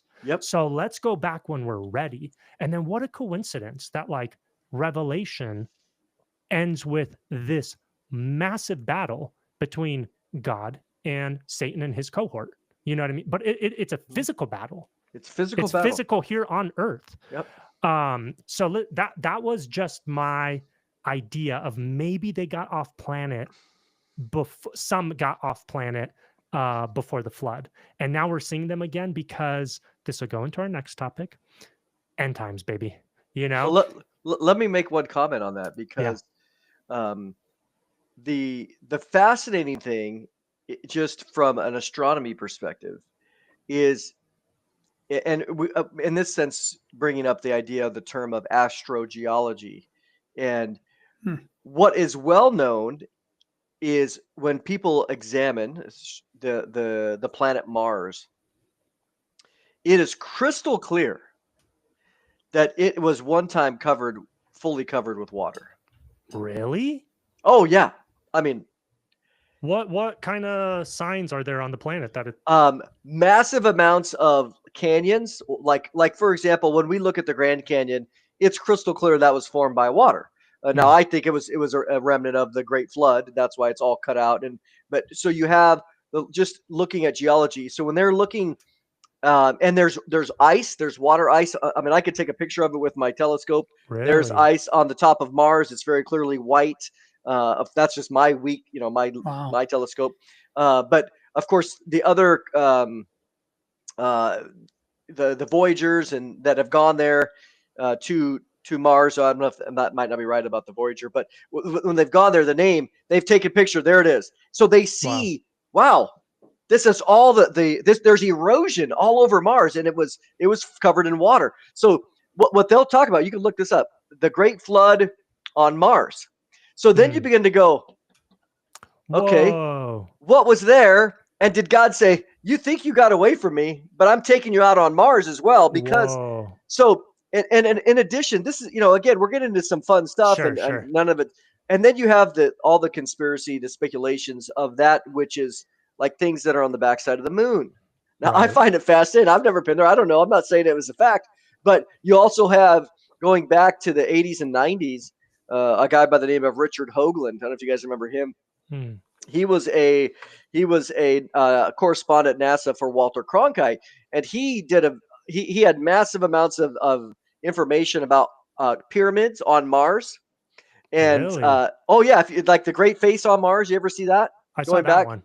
Okay, so in addition, he's like, look, here it is. You see pyramidal structures. So the question then is, again, thinking out loud, we're having fun.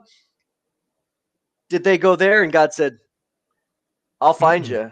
And so he sends something, and as we know, the moon is full of asteroid, craters and everything else. And so you wonder, something happened in ancient times that God eliminated. So did they go off? If they did, I don't think they're coming back. I think God got them there too. He got them all, huh? He got, well, I mean, hypothetically. So just because, but nevertheless, which is what we know, that when Israel gets back to the land, they're there and the land is full. So I'm not disagreeing with you. I'm just saying. Sure. I get it. Listen, it's a wild one. I know, but I think they win the water. I think they're in the water. And then you have the water. That's why they're all coming up out of the sea right now. But you're telling me God sends a flood to Mars, and the flood on Earth, they just like, we'll just go swimming. Like, good one, God. You know what I mean? I think they have to inhabit like creatures in the water, and they're stuck there. Or underground. There's a lot of theories of them going underground. Either in that some of the theories that you see, again, which is fun to talk about, is that these craft are going into the water, these unidentified submersible phenomenon or objects. They go into the water, and then they have entrances into their underground caverns through the ocean. Right.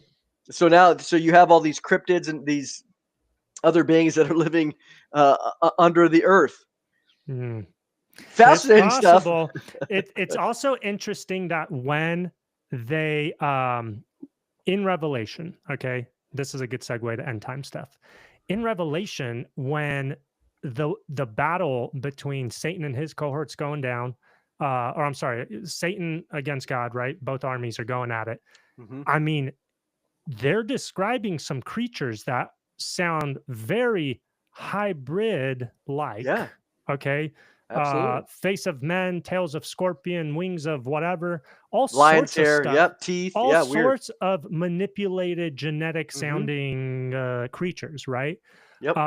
And that's why I'm like, dude, if it comes down to this interdimensional or maybe like off-planetary kind of battle that goes down, these guys have just, if there were survivors, they've just been getting ready for that day. Yep. And now what a coincidence that we're starting to see the build up to this alien kind of disclosure stuff happening more and more and more and more, right? And it has to, if we really are in the end times, right, or last days, whatever amount of time we've got left, I don't think that this disclosure stuff is going away anytime soon. No. I don't think there's going to be a time in history where they're like, just kidding, forget about that. Let's focus over here. Like they're strategically teasing this out slowly for a reason. It's going to be used for something, And do you think that the alien disclosure stuff is going to be used maybe for like some kind of Antichrist revelation, or what role do you think aliens will play in end times? You know, I was kind of I talk to LA probably almost every day, and so Lucky. Dude, I want to yeah. be in that conversation. I just want to like be on the other end of that. I Just know. listen. I won't say a word. I'll What if say we a don't lot. talk? Right? Yeah. Okay, So just three-way listen. so the other day I'm talking to him, and God has called him, as we all know, for the last 25 years of his life, to researching and exposing not just the trail of the Nephilim, the stuff. I've done stuff with him as Paracas and the skulls, but also all the whole UFO, and he's finding metallic objects at Roswell. I mean, he's out in the fields. So I said, LA, your entire life's calling has been in this UFO movement. And he said, yes. And I said, so imagine 250 years from now, we're hanging out in the millennium, we're doing God's business. And I look over at you and I go, hey, LA, I haven't seen you in 50 years. How you been? And I go, I was thinking about something, LA. Remember back, before Jesus, before he came back, and God called you to do all this UFO stuff. Whatever happened with that? I mean, nothing ever. It didn't come to anything. Why do you think God called you to that thing for the last 30 years of your life, 40 years of your life, and then it really was just a big nothing burger? Yeah. I go. Do you think we're going to have that conversation? Hmm. And it's like he's like, no, and I go, me either. But there something is going to be used of this whole thing. Now, exactly what that means, even he doesn't know exactly. Sure. His speculation is that there's going to be an invasion, like of a an alien invasion of some kind, and that the Antichrist is going to rise up and be the one that thwarts it, and therefore he's going to gain. Really? Yes, and this kind of goes along with some of Alberino's thoughts too. That and there's a lot of different versions of how it could come because everybody's speculating. But are you describing like a demonic false flag? basically, yes. Well, and Yeah. this is the other thing Nice. is maybe they're actual real physical beings from somewhere else that God has created. Okay, just hypothetically. Here comes this is what I was saying. Yeah. And so they come in to physically attack, but Satan's got a lot of power, no doubt, we know. Through his Antichrist, he actually thwarts them, which is how you get in Revelation 13 who can make war with the beast. And so he's able to thwart them and crush them, and now he's the savior of the world, and everybody loves him and they follow him willingly, blah blah blah. So the question then is Satan in league with them, or does he make an agreement and he stabs him in the back? Who knows? With Satan, he's a liar and the father of all lies. You can't believe everything. So you have a lot of variations of the possibilities. No one knows for sure. But LA also thinks that as soon as the rapture happens, that they show up. And they make the claim that according to New Age theory, the New Agers have said for 75 years that at the end, before enlightenment happens, they have to remove from the earth all of the people that are hindering the advancement of evolution, which that sure sounds like a rapture, right? So you have the New Age thinking, and so the idea would be when they showed up, if we're not talking about a war, but they showed up and said, hey, we had to get rid of those people. So when they disappear, we took them away, just like we've always been telling you. Yeah. And we're here because we're your progenitors, kind of the panspermia, blah, blah, blah. So I don't know. And when I talk to LA, this whole phenomenon of 1947 on, or even a little bit before, the whole UFO thing, we're having, like you mentioned, we're having congressional hearings. What's going to come of it? How is it going to be incorporated into the end time scenario? LA calls it the Great Delusion. That this is the Great Delusion over mankind. That they start believing that we were created by these other beings, which would be fallen angels or something like that. LA's not saying that they're actual physical creations of some other star system. That's one theory. But he thinks that the fallen angels are going to return along with their demonic hordes in order to bring confusion. And they'll masquerade as being the creators. Yeah, because like, dude, the cat's out of the bag on this one, right? There's no sweeping this out I mean, there's no sweeping it under the rug. The same way Christians have been kind of bad at two things: incorporating technology in their end times perspective, except Chuck Missler. He was pretty good at that. Yeah, he was good. Okay. Yes. He was way ahead of his time. And also incorporating alien talk and discussion and whatever into end times understandings, because those two things have to play a role. Technology's not going anywhere. If anything, it's only going to keep advancing, right? Yep. So if there really is an end times, there's going to be technological systems in place. Probably why the Antichrist or the beast, whatever, can know who does and does not have the mark. Probably why he can cut people out of commerce, that if you don't have the mark, you can't buy or sell. How else would that be possible on the earth if there's not technology? How can 100%. everybody see him all at once if there's not technology? You know what I mean? So there's these passages that you're like, that makes sense only technologically. Now there's also passages that make sense only, I guess before you would have called them like supernaturally, right? Spiritually, but can also be, you could fill in the word alienly through the alien phenomenon, right? Like the passage about 3 unclean spirits like frogs. So he physically describes them as frog-like, whatever that means, right? Some people today might use the word like frogs. Didn't say they were frogs. Some people might use the word reptilian, right, to describe frog-like.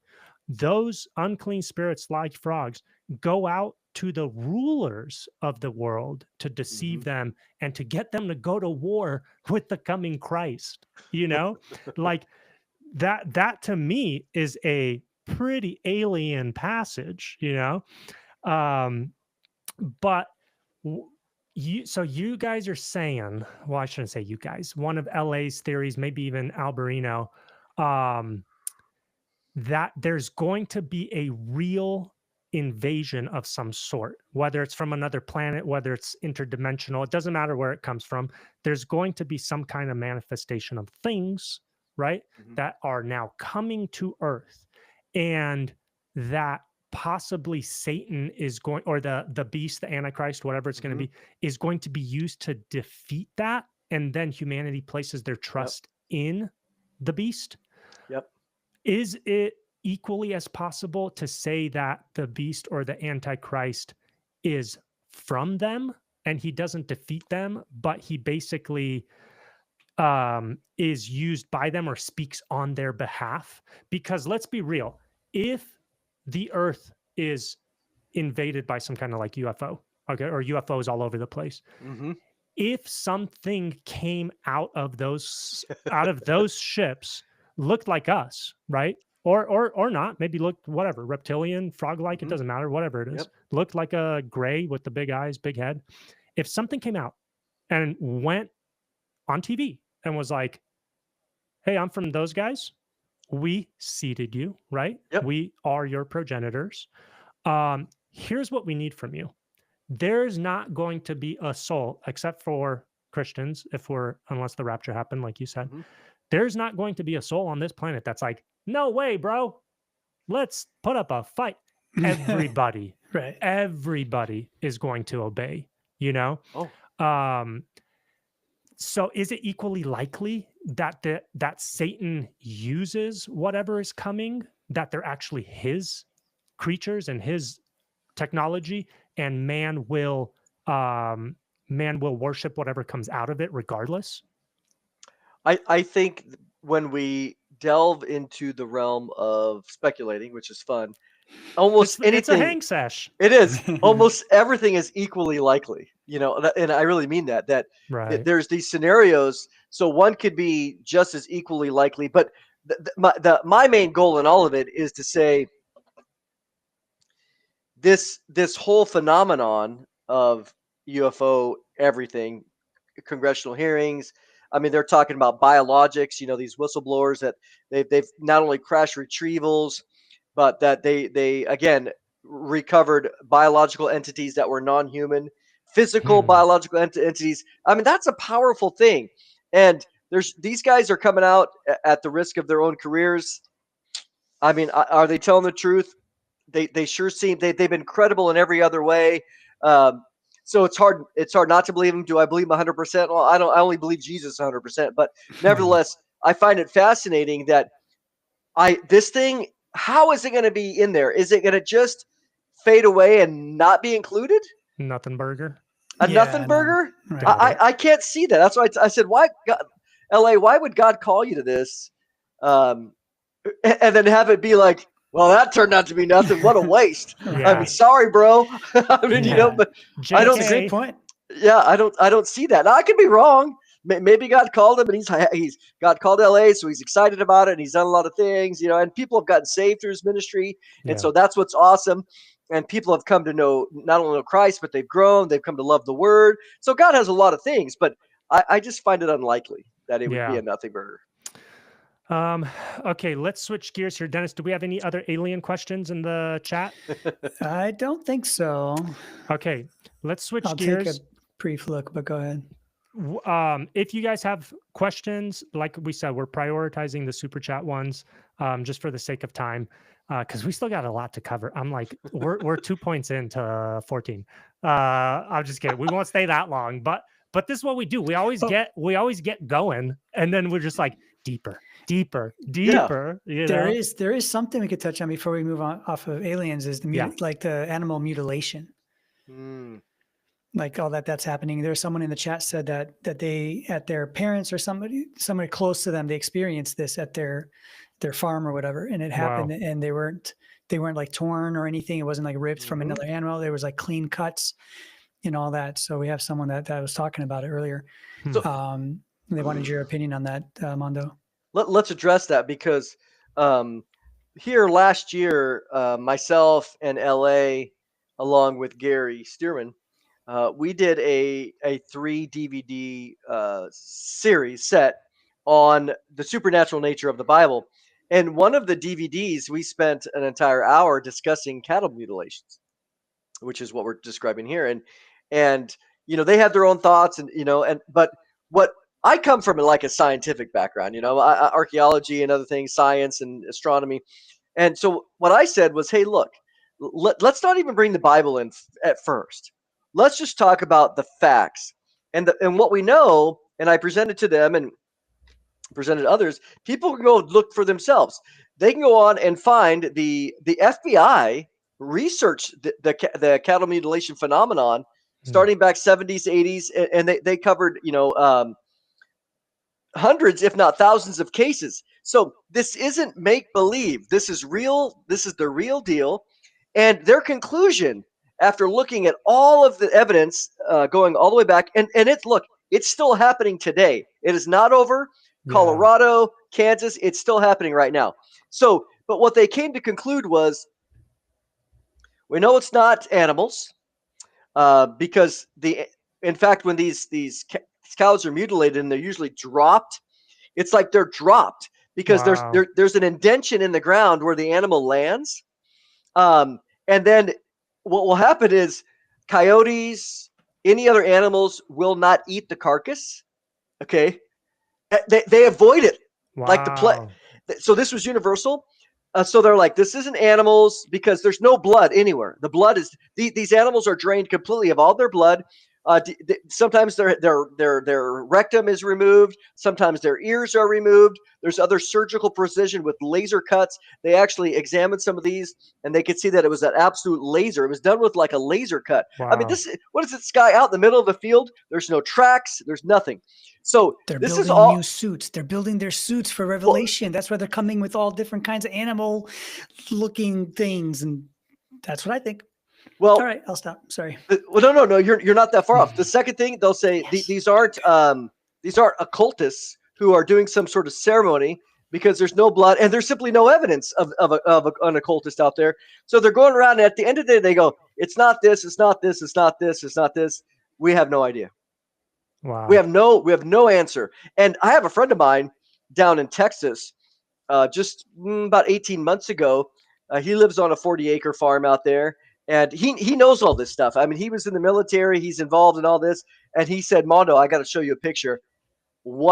of his cows landed, boom, and the thing that tipped him off was he was like, "What in the world are all the cows doing over there?" As far as they were like all huddled up against the farthest they could get away from the animal. They were over in the corner, and he's like, "I've never seen him do that before." He decided to go out and walk. There it was. He sent me pictures, and the same thing. No blood, completely perfect. No flies, no animals. Wow. It was. He said, all the things, Mondo, we've talked about, it finally happened right here.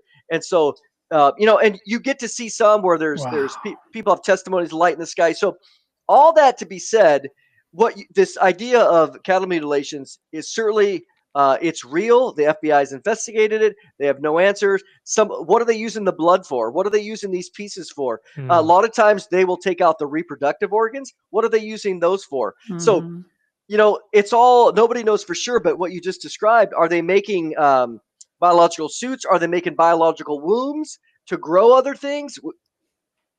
All we know is that the phenomenon is absolutely real, and the FBI has investigated it with no answers. Dude, Christianity is getting way more exciting for me.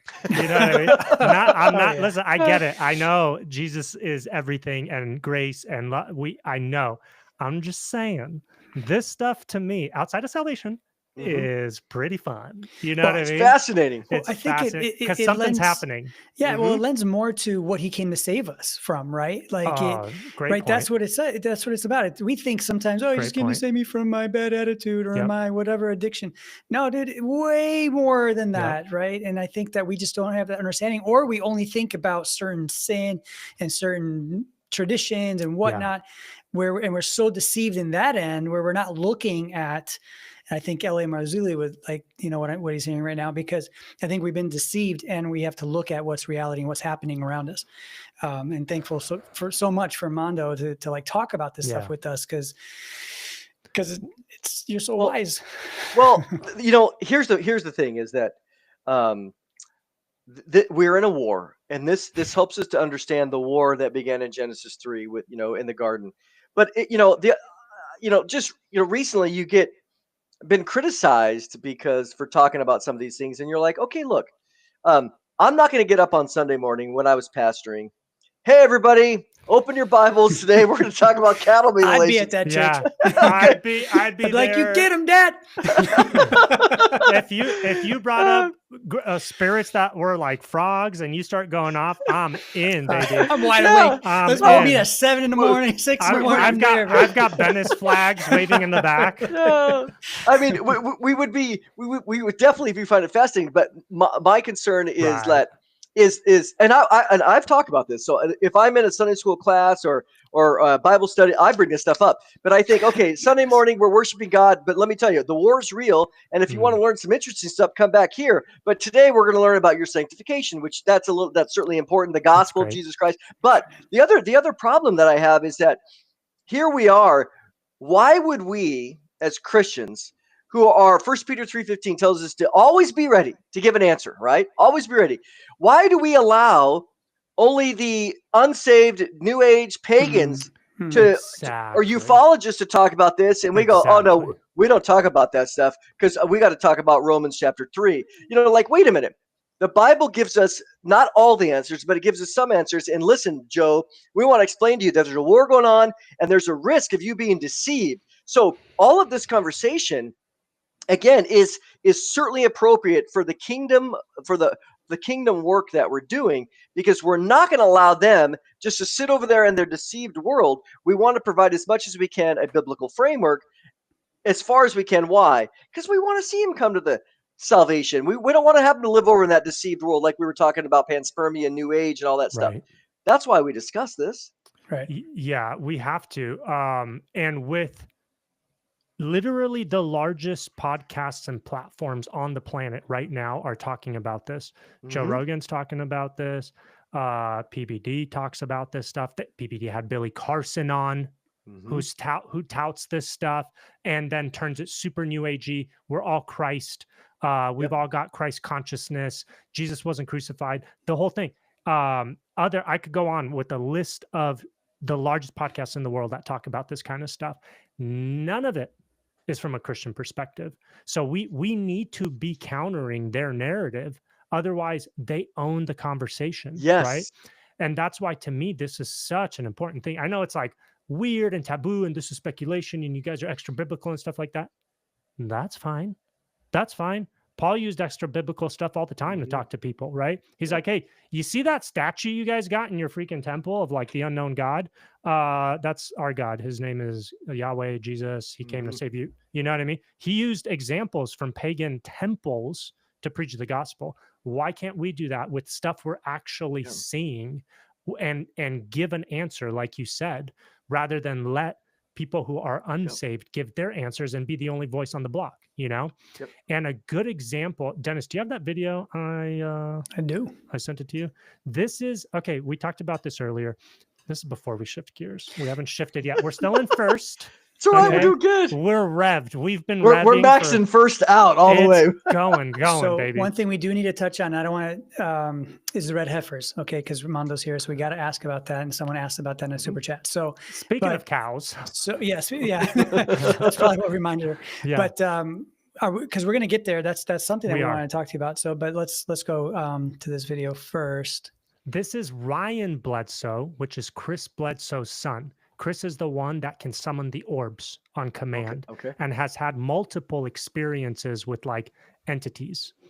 This is his son, who is actually like, he's got a podcast. He shares this stuff. He shares the videos. He's more social media savvy, you know, and this is his perspective. Dennis, you got the volume to about half, so it's not too loud. Yes, sir.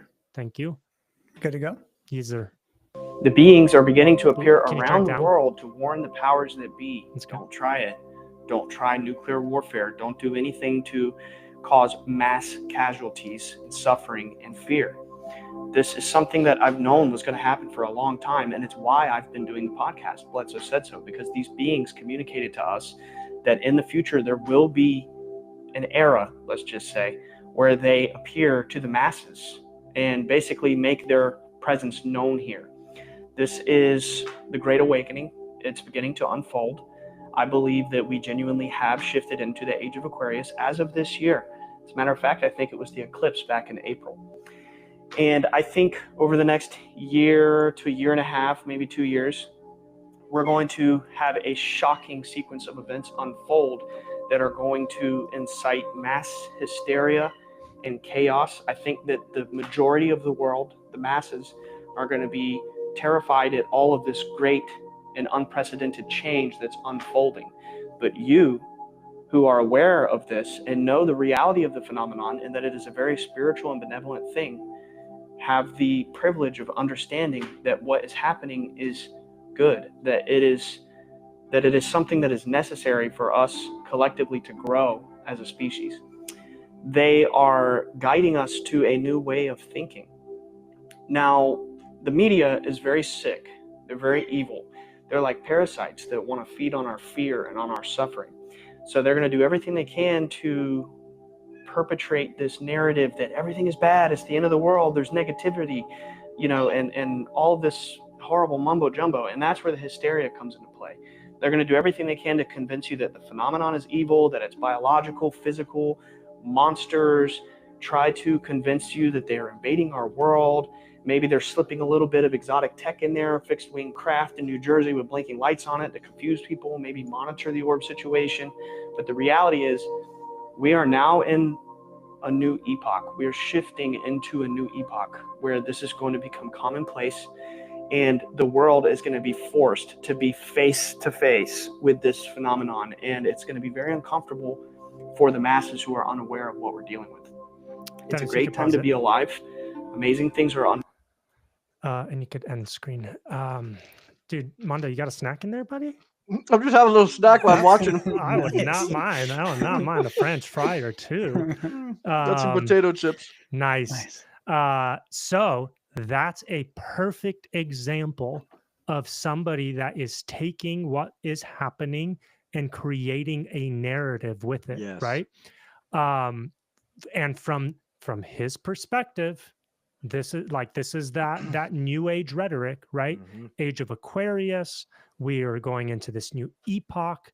there's this benevolent. So the good guys, there's this benevolent force that's going to come and make itself known more and more and more. This is the new norm, and they're here to save us. Yes. They're here to save us, guys. Even though there's tons and tons and tons of examples of people that have come face to face with these things, and they leave terrified. They have mental breakdowns. People have died. There's all sorts of nefarious things that have happened when they've come in touch with these things. But these guys aren't talking about that. They're only going to talk about how they're benevolent, how they're the good guys here to save us. And I can't help but notice that what they say is literally the exact opposite of what the Bible says, even though they're both describing the same events.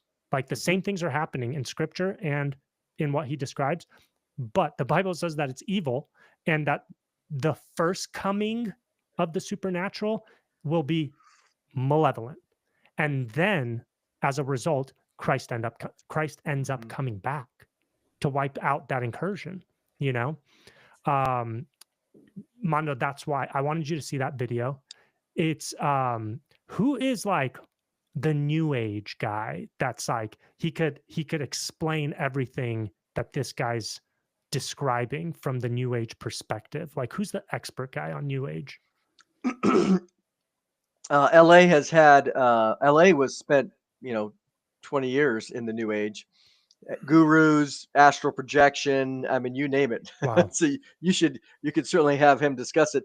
The other one that was heavily involved in new age was Billy Crone. So if you look at Billy Crone and some of his material, he describes all this. I mean, everything he shows, like in some of his presentations, because I've been traveling around the world with him in different places, Europe and the East, Singapore and other places. So I get to watch some of his presentations, and it's all this. He's like, hey, here's something that they like this. Here's a guy that said, this back in 1980, 1990. And it goes back to what we were describing earlier, the Stephen Greer movement, that it's all, honey and roses. I mean, roses and sunshine. This is all wonderful. They're our friends. Don't believe the hype that it's wicked or that's evil. The media is going to give you fear. You know what? We're not peddling fear. We're peddling truth. Yeah. We're bringing truth straight to and to say, do not believe these lies. It's all done, again, through channeling and other. It's meant for the sake of deception. And again, this is why we're here. And not only that, but when you look and you examine the New Age philosophy and the doctrine and theology, it comes back to this pantheistic idea that, as we've heard earlier, or discussed earlier, Christ is in us, divine consciousness, rather than Jesus is a very specific person who is unique, and salvation is found only through him, through dying on the cross for our sins. They are not saying that. That's for sure. Yeah, that's definitely not the message the aliens are bringing, right? Nope. As a matter of fact, if you call on the name of Jesus, they go away. Okay. So let's get to the super chat question. Again, if you guys are sending in questions, we have to prioritize the super chat ones. Speaking of cows and end times, what do we got in terms of red heifer? Because obviously you wrote the book on it, right? Yep. So if people don't know, give us just a quick 30 to 60 second intro on what the heck the red heifer is and why people care about a red cow right now. Yeah, the Bible says there's going to be a coming future temple, physical temple in Jerusalem. Lots of scriptures that teach that. But in order for them to use the temple, they need to perform the red heifer ceremony, which is found in the book of Numbers, chapter 19. 5 cows came to Israel in September of 2022. And the first time, a year later, they became officially qualified. So for the first time in the last 2,000 years, there were 5 candidates that were official. I mean, this is unprecedented in the last 2,000 years. So we're not being sensational. It's just fact. 3 of them are disqualified. So we have 2 that are left. To be only 2 left. Currently held in Shiloh in Israel. And the ceremony was supposed to happen in Passover of 24, which is April to June, between Passover and the Feast of Shavuot. That didn't happen because of the Hamas war. Wow. Because Hamas came out in January of this year, so about a year ago, saying the reason we attacked was because of the red cows. So they see it. They see it as being significant in the land. It got put on hold So nothing happened. The rabbis have been very quiet because they were told by the Israeli government to keep quiet about it because Biden was threatening not to give weapons that the Israeli government needed, and so they're like, "Listen, we can't have a ceremony, which would be like throwing gasoline on the fire. So and then not get our weapons because they were under an existential threat, not only from Hamas but also Hezbollah." So looking forward, I actually just completed a new updated edition, added several chapters, probably another 50 pages of material. That'll be coming out in March on this. And one of the things I discuss in there is, okay, what's going to happen this year? Well, there'd be two different scenarios. If Kamala would have won, well, we'd be having a similar scenario than what happened all this year. But Trump's in. Okay, he's not in yet. Okay, but he was voted in. And so what's interesting is that the rabbis now, they have temple fever, baby. I mean, they cannot wait until Trump gets in because they believe they will be given carte blanche to do whatever they need to do in order to accomplish these things. And so the chances, it's in God's hands, but the chances of a red heifer ceremony happening this year went up exponentially. Wow. Because of the difference, because they have the backing now. They believe they have the backing of the United States government, which for the most part they do, just in the sense of support. And so it'll be fascinating to see what happens. Passover is again in April this year. April to June is this window that, might or might not. I mean, nobody knows exactly when. But the other question is some people have asked, do I think that it was done in secret already? And the answer is absolutely not, because if you understand the geography of where the location is, it's very specific on the Mount of Olives. It's right there in Arabs. It's surrounded by Arab villages. And so it would be like going into a major town and having a huge bonfire.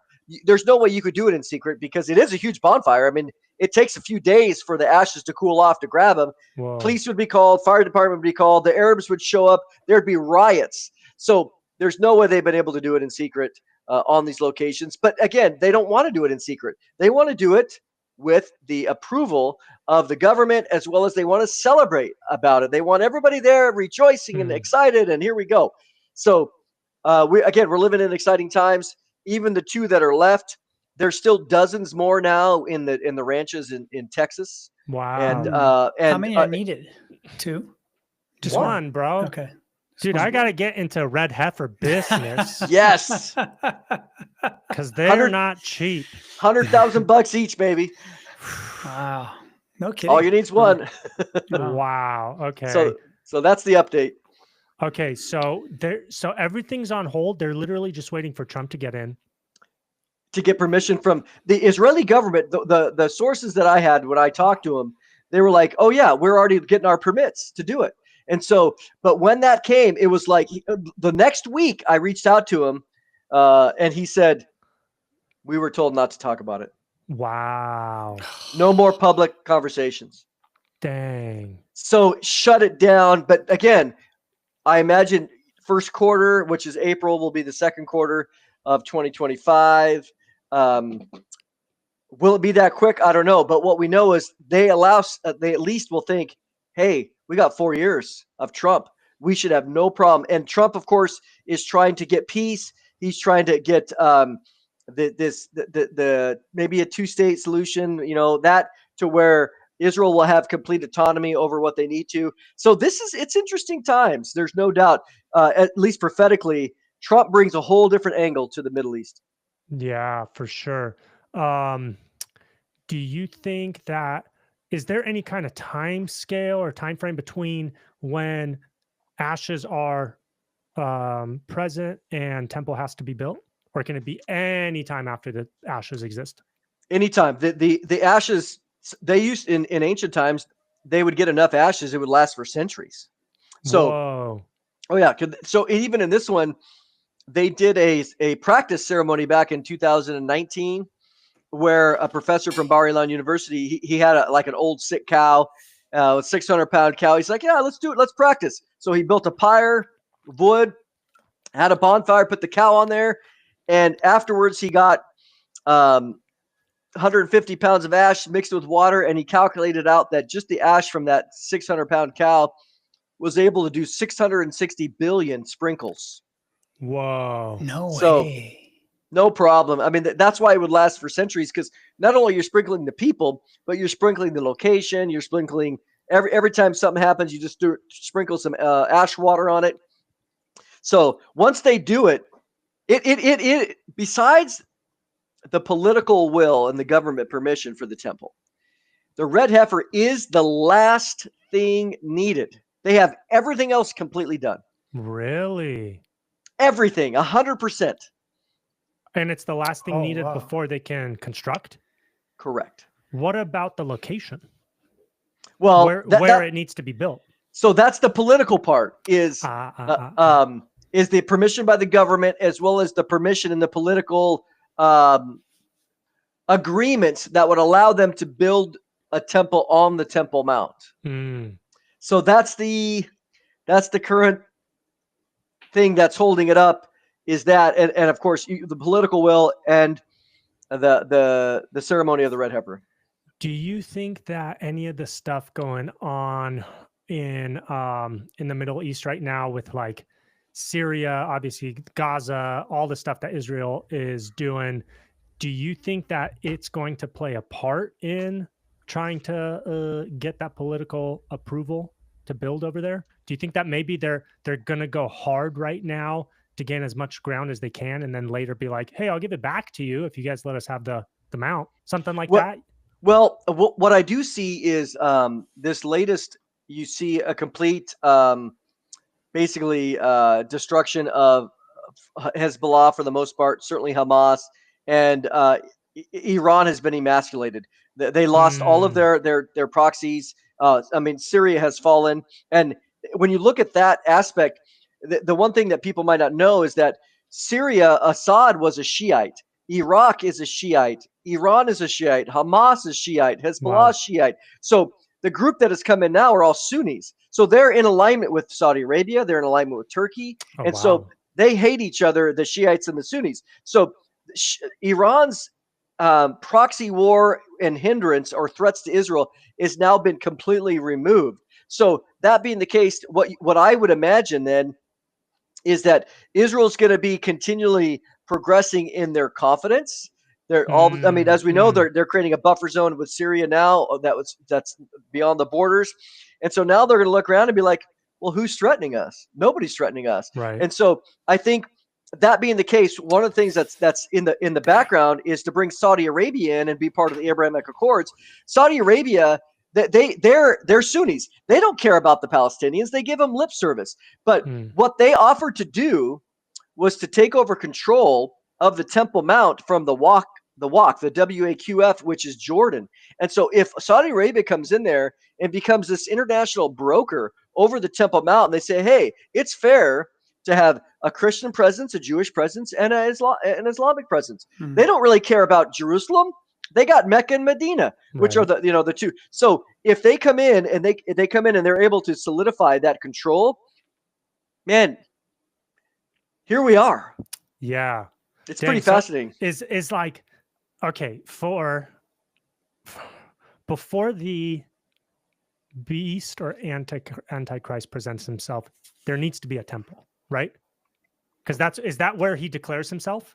I think it's the opposite. I think according to what you're saying is true. That's just a matter of timing. In Daniel 9:27, it says he, the Antichrist, shall make. The verb is kind of challenging there, but basically it's he shall make, or he shall cause to prevail, or he shall enforce a covenant with the Jews for 7 years. And then in the middle of the week, he breaks the covenant and stops the sacrifices. So I think what he does is he comes in and he is able to establish and confirm a re-establishment of the covenant of Moses, the Mosaic covenant, which Moses, why? That's all the Jews care about is Moses, because why? Right. What's Moses to them? Moses is the temple. So he's going to come in, reestablish Moses throughout all the land. That's going to include the establishment of the temple in the land. So Mosaic covenant, Moses, all the the Torah law, all the Shabbat, everything is all the kosher stuff. It's going to completely establish throughout the land of Israel, which is going to be, hey, we need to build a temple. That's going to be included in that because that's Moses. And you're going to have that for 3.5 years. So he's involved in that. He's involved in establishing the temple and the covenant of Moses. But then in the middle of the week, he obviously, I think they receive him as Messiah, a false Messiah. I think the church is gone. And then in the middle of the week, which is what you were describing, he comes in and declares himself to be God. And the Jews go, whoa, whoa, whoa. We don't believe in divine messiahs. That's one of the reasons why we rejected Jesus. So you too. And then they're stubborn to the end, huh? They're stubborn to the end, which then the Great Tribulation starts. And this is where, going back to Michael in Daniel chapter 12, it says Michael will stand up to protect Israel because it says there, it says there's coming a time and half a time, 3.5 years, which is the greatest time in the history of trouble in the history of Israel. Well, Jesus said the same thing in Matthew 24. So that when Jesus uses that language, he's speaking about Daniel 12. So that second half, the Antichrist then goes to commit genocide on all of them. And so that's where they're stubborn all the way to the end when they receive Jesus as Messiah. Got it. So I've been thinking this whole time, there has to be a temple in place before Antichrist or beast can make himself known, but the beast plays a role in the construction or setting up of that Mosaic covenant and system again. That's Daniel 9:27. That's the start of the 70th week. That's the 7 years. He is the one. If you were to ask people, hey, what starts the tribulation? What starts the 70th week of Daniel? They'll go, oh, it's the covenant that the Antichrist is involved in. Well, the second thing that's involved there, in my opinion, is in 2 Thessalonians 2. It says quite clear that the day of the Lord starts. The first event of the day of the Lord is the apostasy. And always it's apostasy of the Jews or the apostasy of the church. Most people say it's the church. I think it's the apostasy of the Jews because it says right there, the first event of that week of the day of the Lord is the apostasy and the man of sin being revealed. Well, that's absolutely coincident, exactly with Daniel 9:27. When he makes that covenant with the Jews for Moses, anybody that has any knowledge of the Bible, I think will be gone. But those that maybe we've talked to and they understand, but they're not saved, they're going to go, that's it. We're in it. That's the beginning moments, is the apostasy of the Jews and the man of sin and the establishment of the covenant. This also is why, for me, it kind of overlaps with what we were talking about before with the alien stuff, where, okay, New Age says that aliens are going to be the ones that take people away, right? So they're expecting something to happen where people are disappear off the face of the earth. Then there's that concept we talked about, or the possibility that I was saying that the beast might be alien, okay, or their representative or some kind of hybrid, something like that, okay? Because if it's just cut and dry and it's like there's this political figure that now has risen up and he's helping make peace in Israel and he's helping with the temple and now he's declared himself the Messiah. Now the Jews are rejecting him and 3.5 years in this happened. You're like, hey, hold on a second. I've heard this story before. It's the Bible. We should all believe in Jesus. You know what I mean? Even if there's a rapture, Christianity is the one, and now New Age, that talks about a bunch of people bouncing off the face of the earth. Okay. Yep. But there has to be a deception. There has to be an alternative story as to why it happened. Otherwise, everyone's just going to go be Christian. And that's not the point. Satan's not going to allow that to happen. Right. So that's why, to me, even if it kind of would make more sense. And again, I'm just thinking out loud. I'm not defending my position or anything like that. It would make sense that the alien stuff is connected to the Antichrist somehow, because otherwise it's just going to be too obvious that, hey, this is the Antichrist that they were talking about this whole time. Crazy Christians were talking about. Everything's playing out exactly like they described. But if it's aliens that are doing these things, I don't think people in mass will connect the dots of like, oh, the Bible's been talking about this, you know? You see what I'm saying? Or is this still kind of... No. This is what I would say to that. I think there's an angle that you might be missing. And that is that, and this is where before we were talking and saying, we don't have any conception of a fourth dimension or interdimensional, because that's like trying to talk to a two-dimensional person about 3D, right? They just don't get it. Well, the thing that we can't grasp is the rapture happens, the restraining influence, whatever that is. I don't. Who cares about the details? All we know is the restrainer influence is gone, and then God sends a great delusion. So when you have that level of the church is removed and the restraining influence of evil is removed, and now God is sending absolute great delusion, not just delusion, great delusion. The first thing that Jesus warned for those people in that time is don't let anybody deceive you, false Christ, false teachers, etc. So in that regard, I don't think we have the ability to truly conceive what it looks like in a post-rapture or a great delusion scenario. That's a good point. We tend to think logically, so I'm not faulting you for thinking logically, like, well, it's an obvious. The Bible said this happened, and so I'm going to put two and two together. Not when people are living under that's a massive delusion. That's a great point, because like I would not have expected people to react the way they did during COVID. Yep. En masse. So you want to talk about people acting weird during a great delusion? There's a prime example in the past couple of years here. And the Holy Spirit's not here. If that is, based on like how you believe, right? I know that the Holy Spirit is going to be gone. Well, I don't think so. I think that's the typical view. That's why I said whatever the restraining influence is, the Holy Spirit clearly can't be gone. He's omnipresent. Right. People are getting saved later. So that's only through the Holy Spirit's work. But there's something very unique in the current ministry of the Holy Spirit in restraining evil. People say that's in the church. That's fine. That's why I said it doesn't really matter. All we know, we don't need to even debate that. All we know is that the restraining influence is over, and it's like truth is nowhere to be found except in those very rare circumstances. So most of the world's going to fall headlong and get duped completely by this guy. Because why? Not only do you have a great delusion, but 2 Thessalonians 2 and Revelation 13 both describe all power, signs, and lying wonders, that not only by the Antichrist, but the false prophet in Revelation 13 is going to be calling down fire from heaven, doing miraculous things. Who can deny those kind of supernatural things? People will walk right into it, believe every word of it.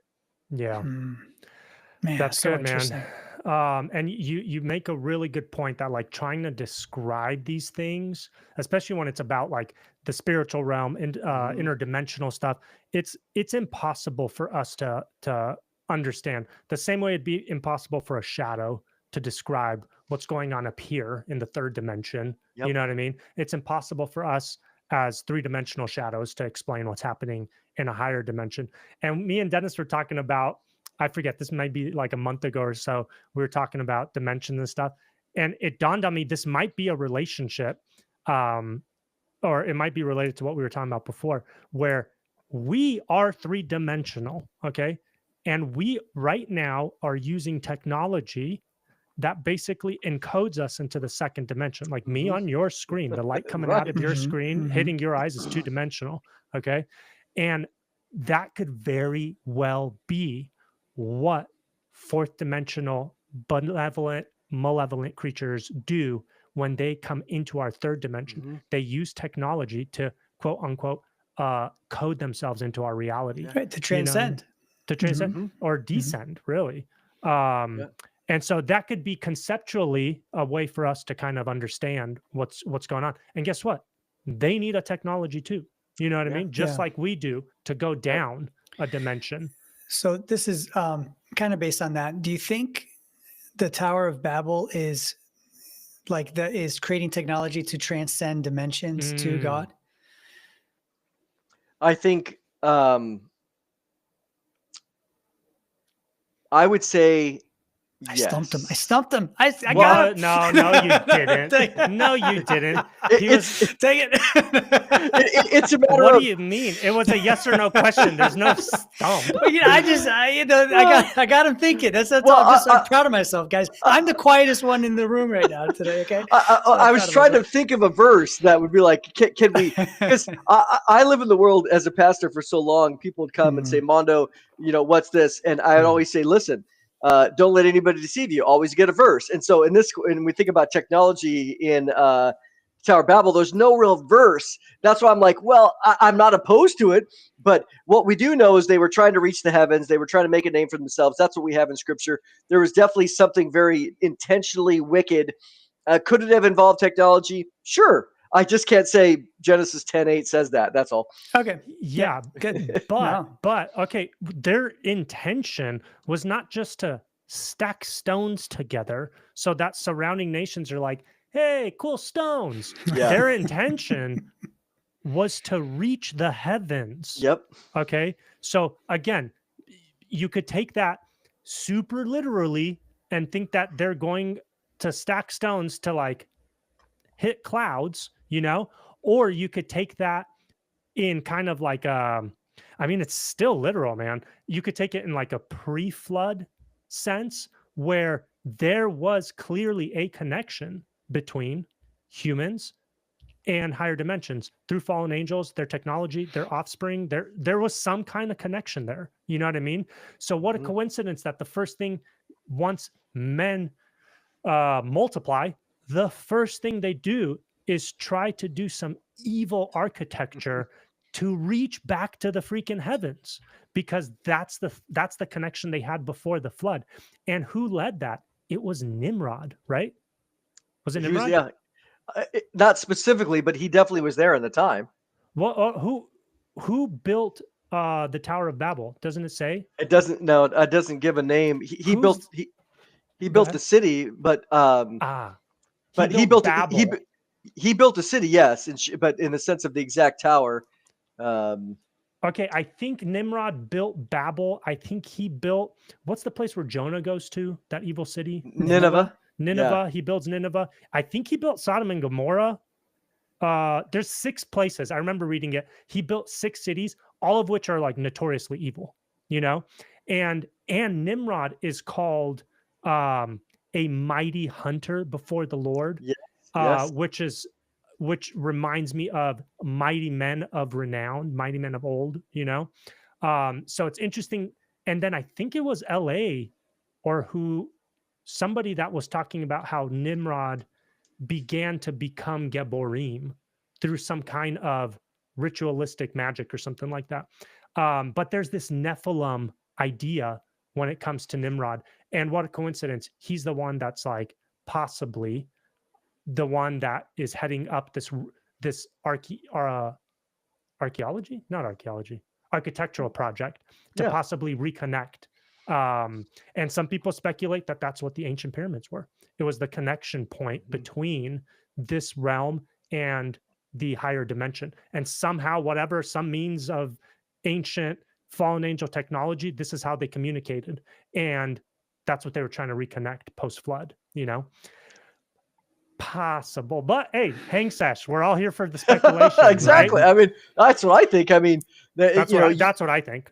Yeah, I mean, you have, Nimrod appears in chapter 10, and Babel, the Tower of Babel appears in chapter 11. So he's not really mentioned specifically there. But not only, let's think about it. Going back to our previous conversation, this is a group of people that is has PTSD related to a flood, right?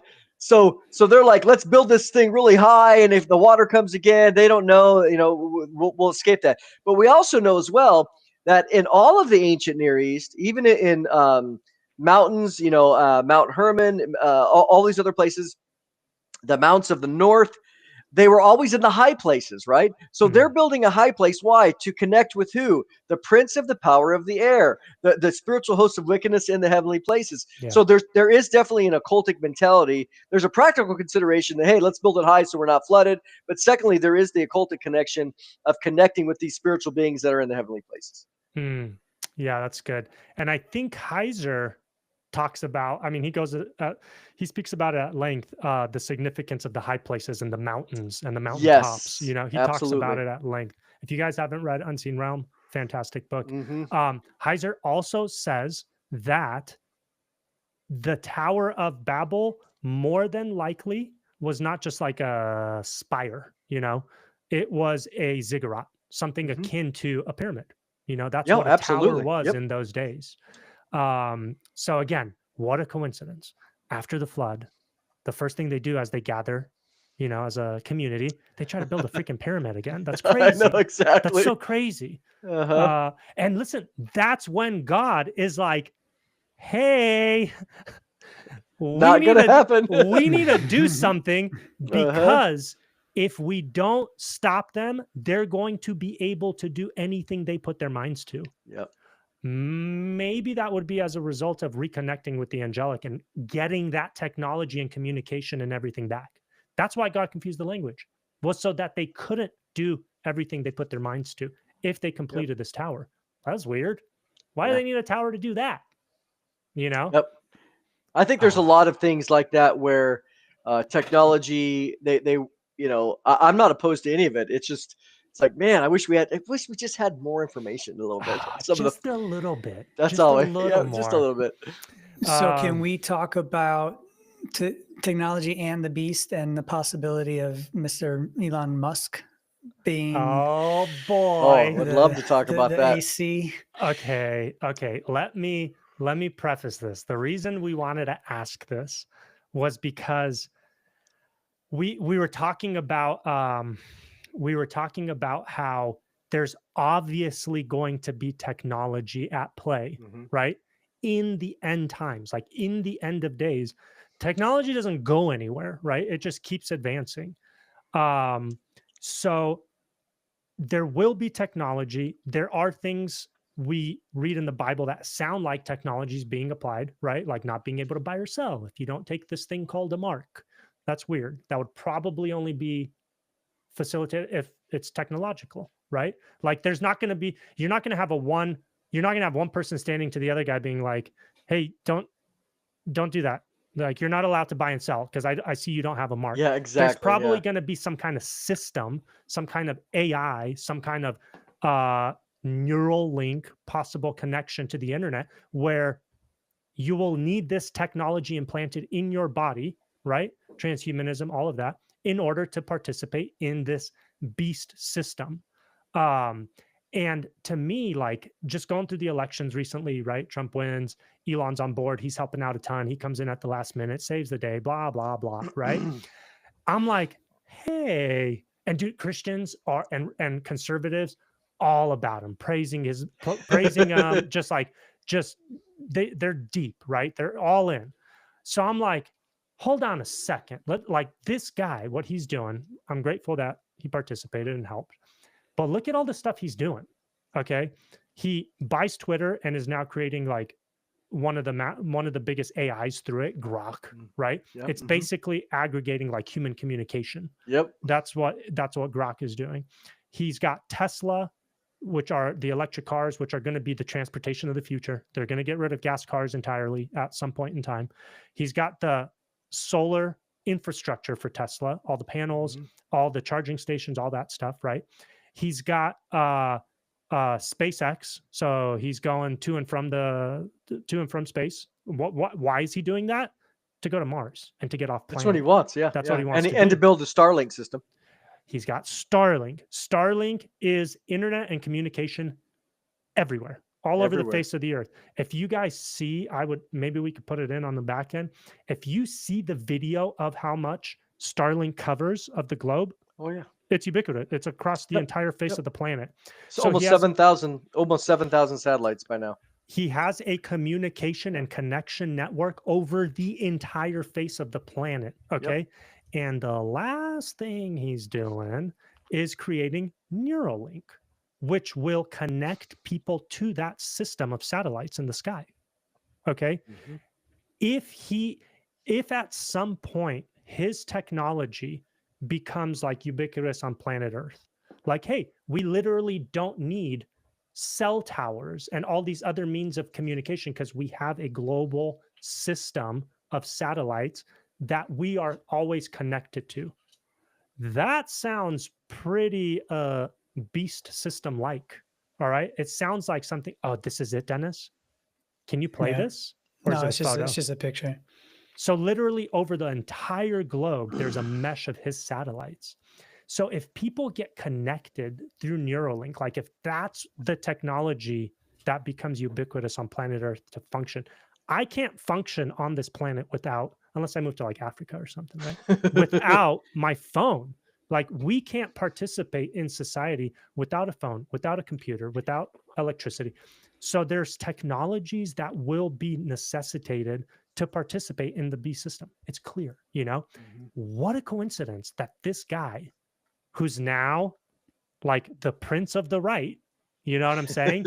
He's the one developing all the infrastructure that to me is like, I could see that tech going really bad, really fast. And it sounds like Revelation, you know? So do you think, somebody said this in the comments, like, do you think Elon's the false prophet? You know? And that's when I reached out to you. I'm like, dude, would you want to talk about this? So what do you think? I have a lot of thoughts on this because I don't know. We never did. I don't know if we've ever talked about the presentation that I gave not too long ago, maybe a year ago, about the 10 Kings. Do you remember that one at all? I think a bit ago. So the 10 Kings are in the traditional interpretation is, you see it in Daniel 7 and Revelation 17.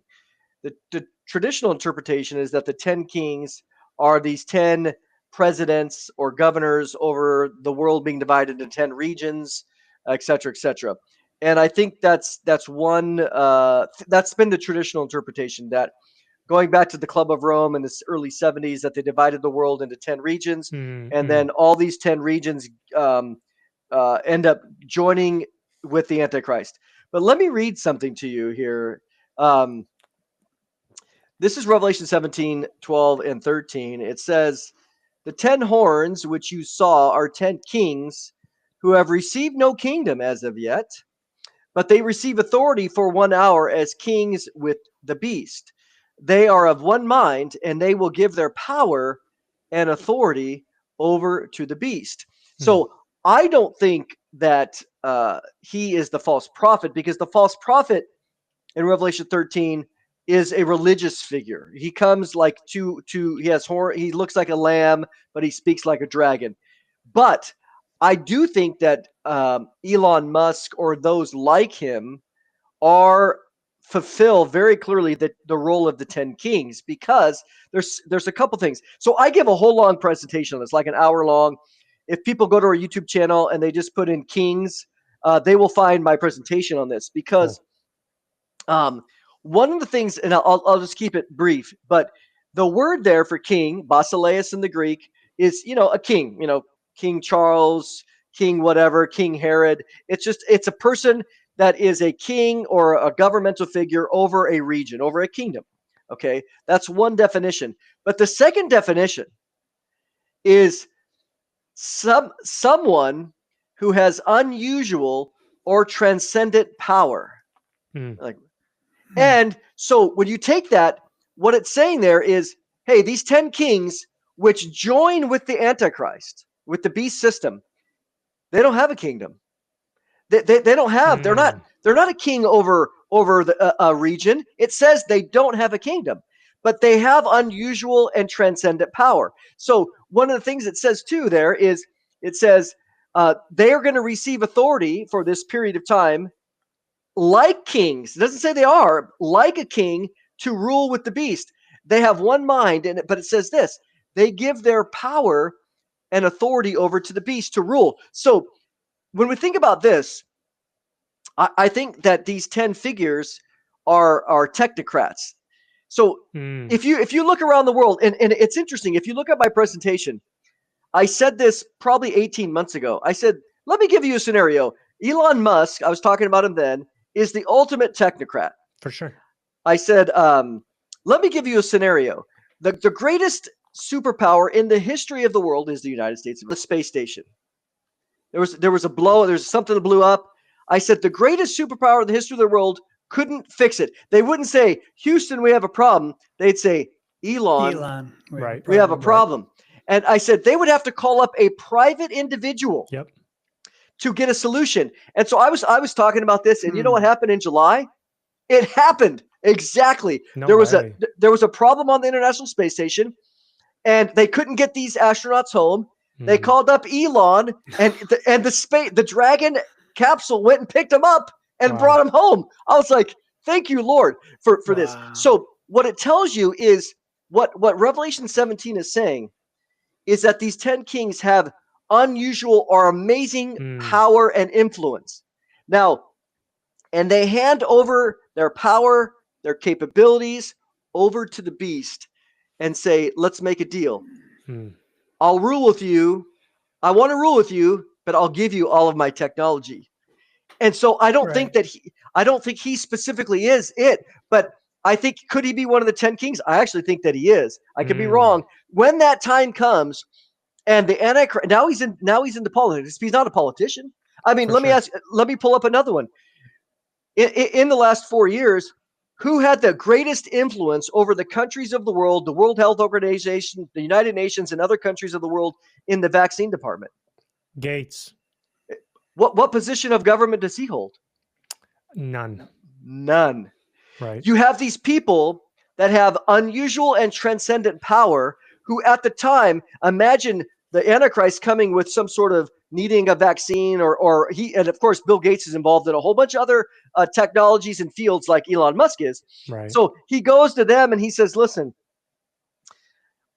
in order for me to have my tyrannical system on the mark of the beast, I need to be able to control and see everything. I need some AI. I need some to be able to put a mark on people. I need to be able to control and to track people around the world. I don't have any of that. Yeah. But you do.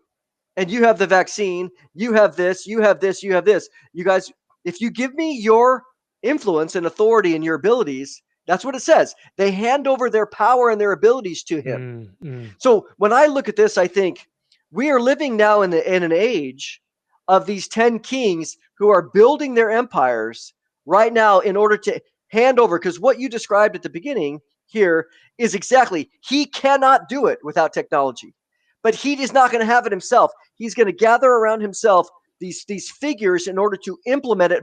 Not at first. Remember, during the first 3.5 years, he's not a tyrant yet. He's just on the scene. He's behind the scenes. We know that he did the agreement with the Antichrist or with the Jews, but he's not there. It's not until the midpoint when that 10 king confederacy of influence is handed over to him, and then he only really rules for 42 months. That's crystal clear in Revelation 13. It's not the whole 7 years. He's on the scene with the Jews, but he rules for that period. So I think that is Musk the false prophet? No, he doesn't fit that. But is he one of those? I think that more is in line with what he's doing. Mondo, I love that. I love that explanation. I think that you're totally right. I mean, from what I'm hearing, and I'm wondering, have you sat down and thought, okay, who are the other 8? Yes. So what you could do is, you think about, for example, another villain in our world, one of the greatest influencers in the history of the last 30 years is Klaus Schwab. Yeah, for sure. I thought of him. Yeah. What position does he have in government? Zero. Nothing. Right. So when we look at people who are world makers, world changers, it's not even so much Biden or even Obama to some degree, because they're localized to 4 years. These other guys have been around for 30 years, a generation. Soros. So Soros is absolutely, and he's almost dead, but his son is worse than him. Yeah. Yeah.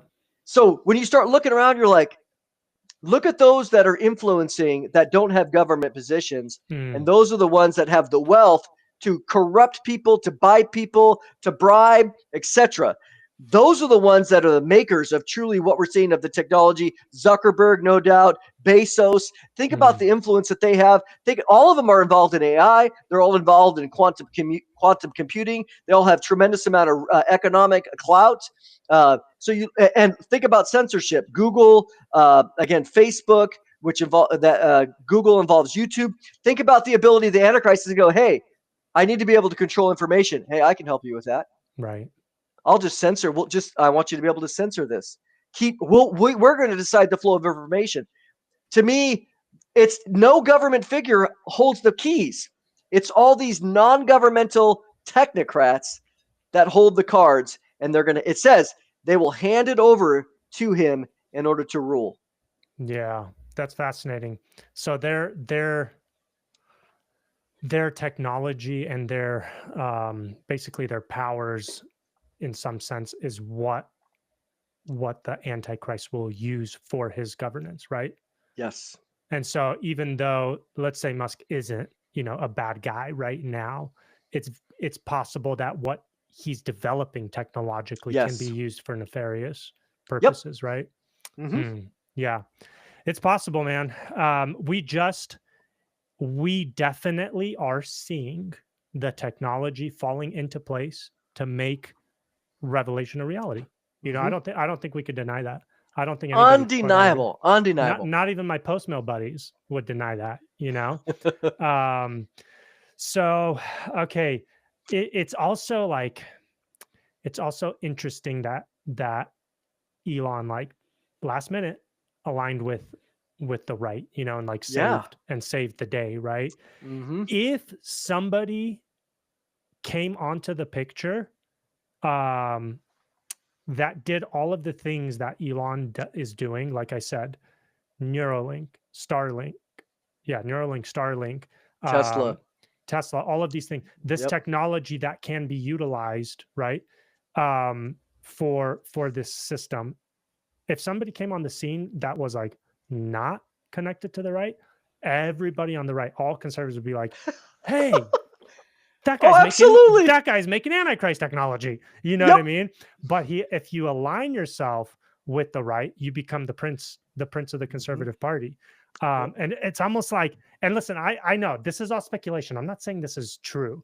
It's just, I'm so jaded and I don't trust anybody anymore. I literally don't trust anybody. Right. Anytime, I don't care what your politics are. I want to see your actions. So if you're doing stuff that to me looks very Antichrist or very beast system I'm like, dude, I don't care what your political party is.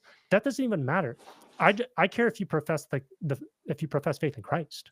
That's what matters to me. That's how I know you're not Antichrist or part of his system. Do you think that Israel is going to go in these next 4 years during Trump? Do you think they're going to try to accomplish as much as they can? Oh, absolutely. You can see him. They didn't. I was actually shocked over the past week how when Assad fell, that they did not waste even a single hour. They actually flew almost 400 sorties as well as ground penetrations into Syria.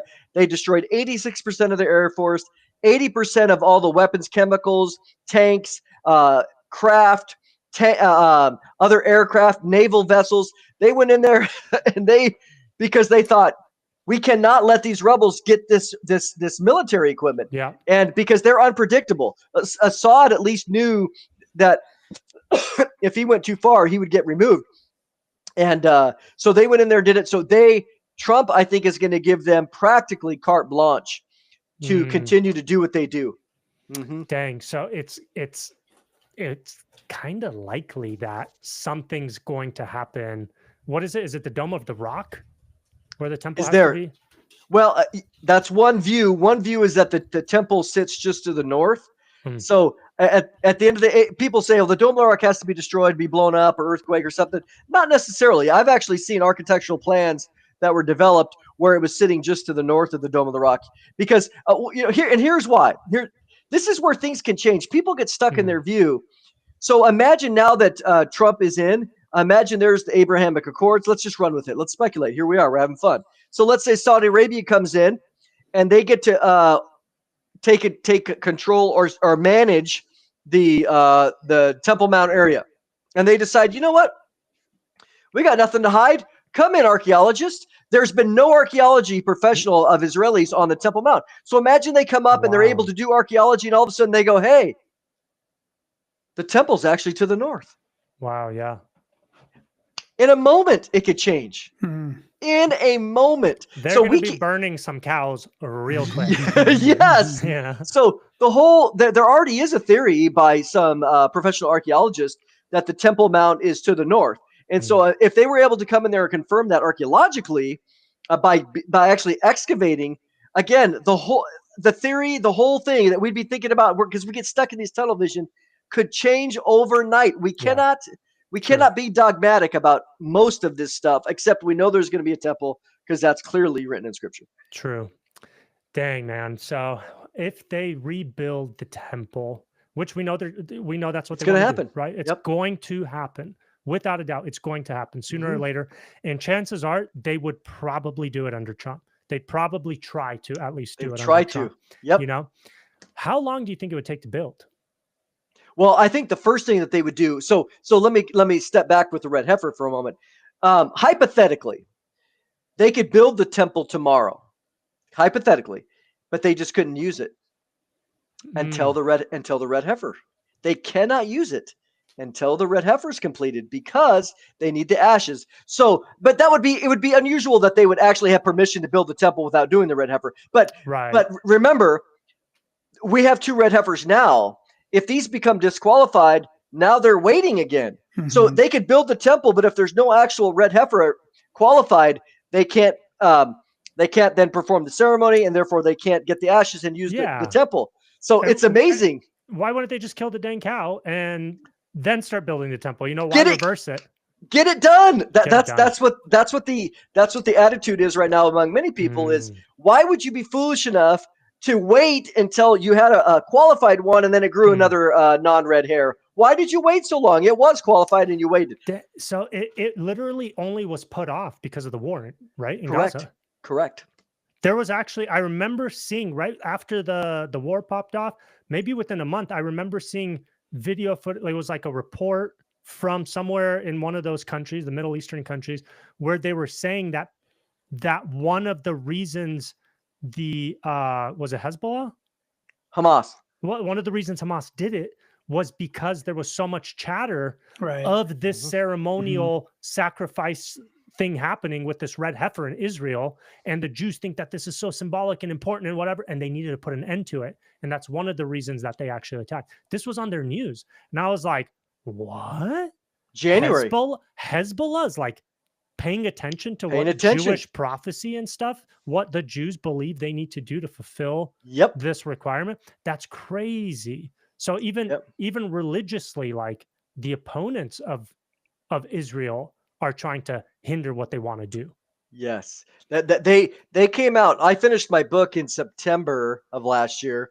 They came out and then of course October 7th happened, and they came out in January publicly. So in the new book, in the new edition, I describe that in there. I quote them. I have all their entire quote in there. What they said in that they came out to say, the reason that we attacked is because of the red cows, amongst many others, which is a total propaganda. They're lying, but nevertheless, they knew about it. They were paying attention. So, of course, they don't need a reason to kill Jews. They kill Jews anytime. They don't care about a red cow necessarily. But for propaganda reasons, it worked very well in their favor to talk about the red cows, and the fact that they mentioned should get everybody's attention to be like, what? So, yes. Dang. So, okay, how long do you think it would take for them to build the temple? Oh, yeah. Going back to that question. Honestly, I think the first thing they would do, let's say the red heifer's done tomorrow and that's out of the way. Check. So the next thing, they're waiting for permission.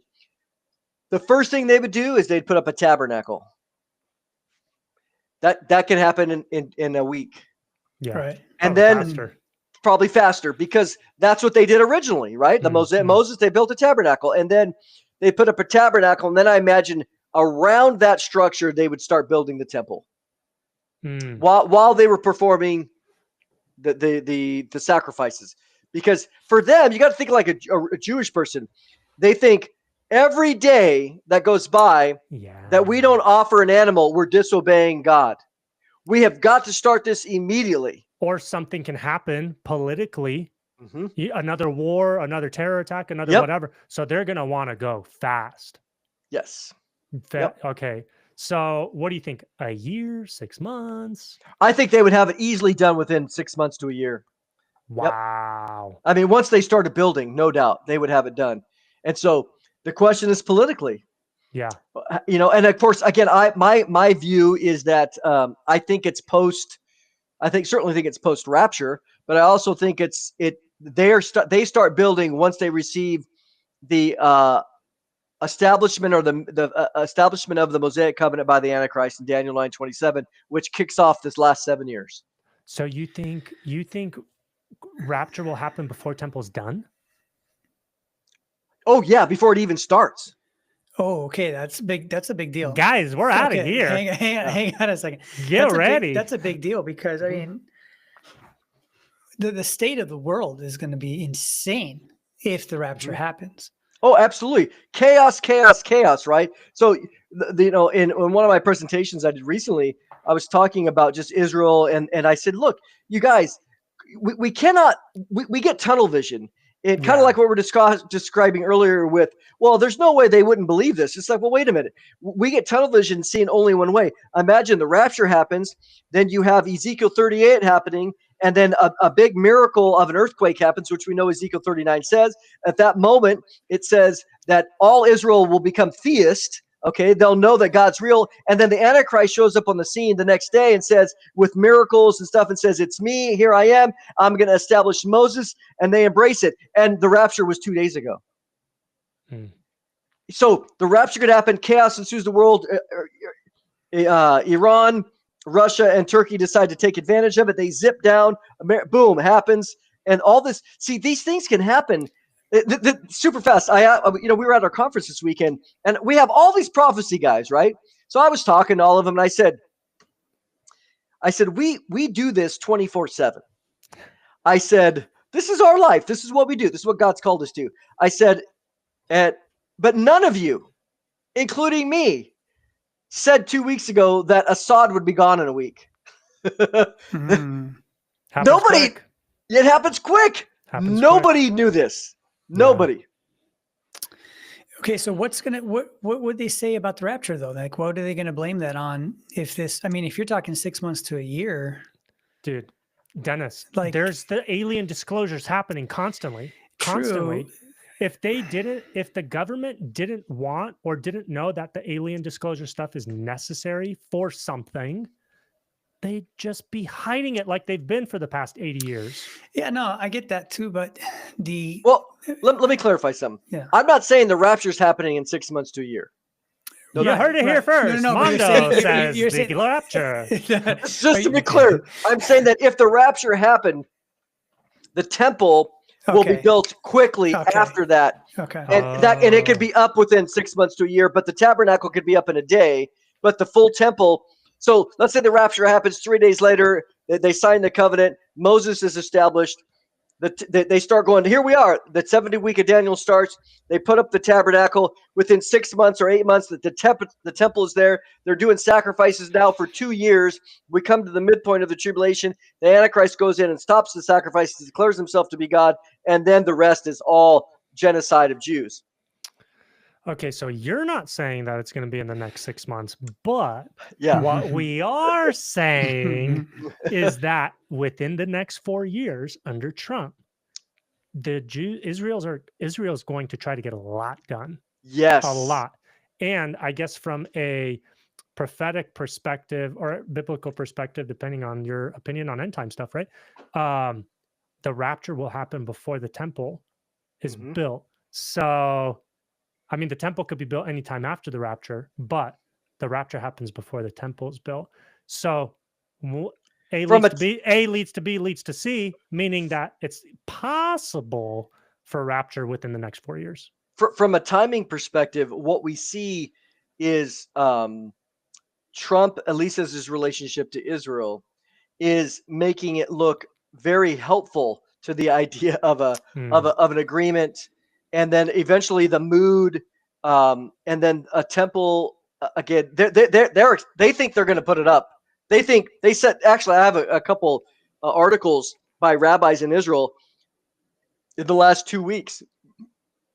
Trump will bring the glory of God to earth and help us build the temple. No, that's their words. Wow. So all I was describing in my presentation was the mood. The mood is now shifting. Right. So, God's timetable is God's timetable. So I don't know what that looks like, but all we know is that the mood is now shifting. So it doesn't necessarily need to happen during Trump's time.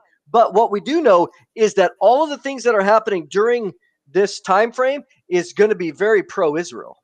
And so all of these events are going to be in place over the next few years. How crazy is it that little sliver of land is like all eyes are on it and have been on it, and it's always the whole world's literally the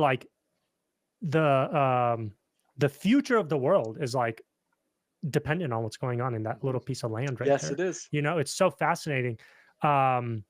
What do you think when the temple's built? Okay, so we're gone, or rapture happens, right? Temple gets built and sacrifices begin again, right? Mm-hmm. Jesus has a new covenant. We are participating in the new covenant that Christ instituted, right? Old covenant done away with. Sacrifices don't matter. Temples don't matter. Rituals don't matter. None of that matters anymore. But the Jews are rebuilding it, and they're going to fire that thing back up, and they're going to start offering sacrifices again, right? God, who sent his son to die and institute the new covenant, is probably not going to respect them going back to the old covenant, which he did away with and sacrificed himself to fulfill, right? What do you think is going to happen when they spark that thing up? Well, I think God has prophesied what is going to happen. And he basically is, Isaiah 28 calls it the covenant with death, the covenant with Sheol, this covenant that they make to reestablish the Mosaic covenant.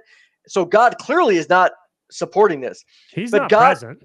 No, not at all. God's looking down and says, just like, again, we're living in the time of the book of Judges, because remember in the book of Judges, we have a lot of things happening, but Israel, we know the phrase, in those days, there was no king and everybody did what was right in their own eyes. Right. So this is what we're dealing with Israel today. Israel's in a state of rebellion against God. They're in a state of immorality. Tel Aviv's the gay capital of the Middle East. The rabbinic Jews hate Jesus. They despise his name. In fact, in their official writings, they describe him as being in hell right now in boiling excrement.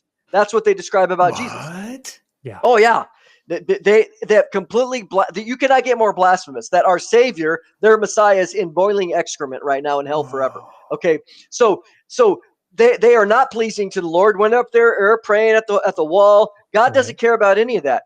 There is no salvation apart from Jesus. No one comes to the Father except through Jesus. So when they're up there praying to the Father at the wall, God is like, you don't honor my son. When you claim that he's in boiling excrement, that's not honor. If you don't honor the son, you don't honor the Father. So Israel's in a state of rebellion. And so God's going to go, okay, Israel, you want to go back to Moses?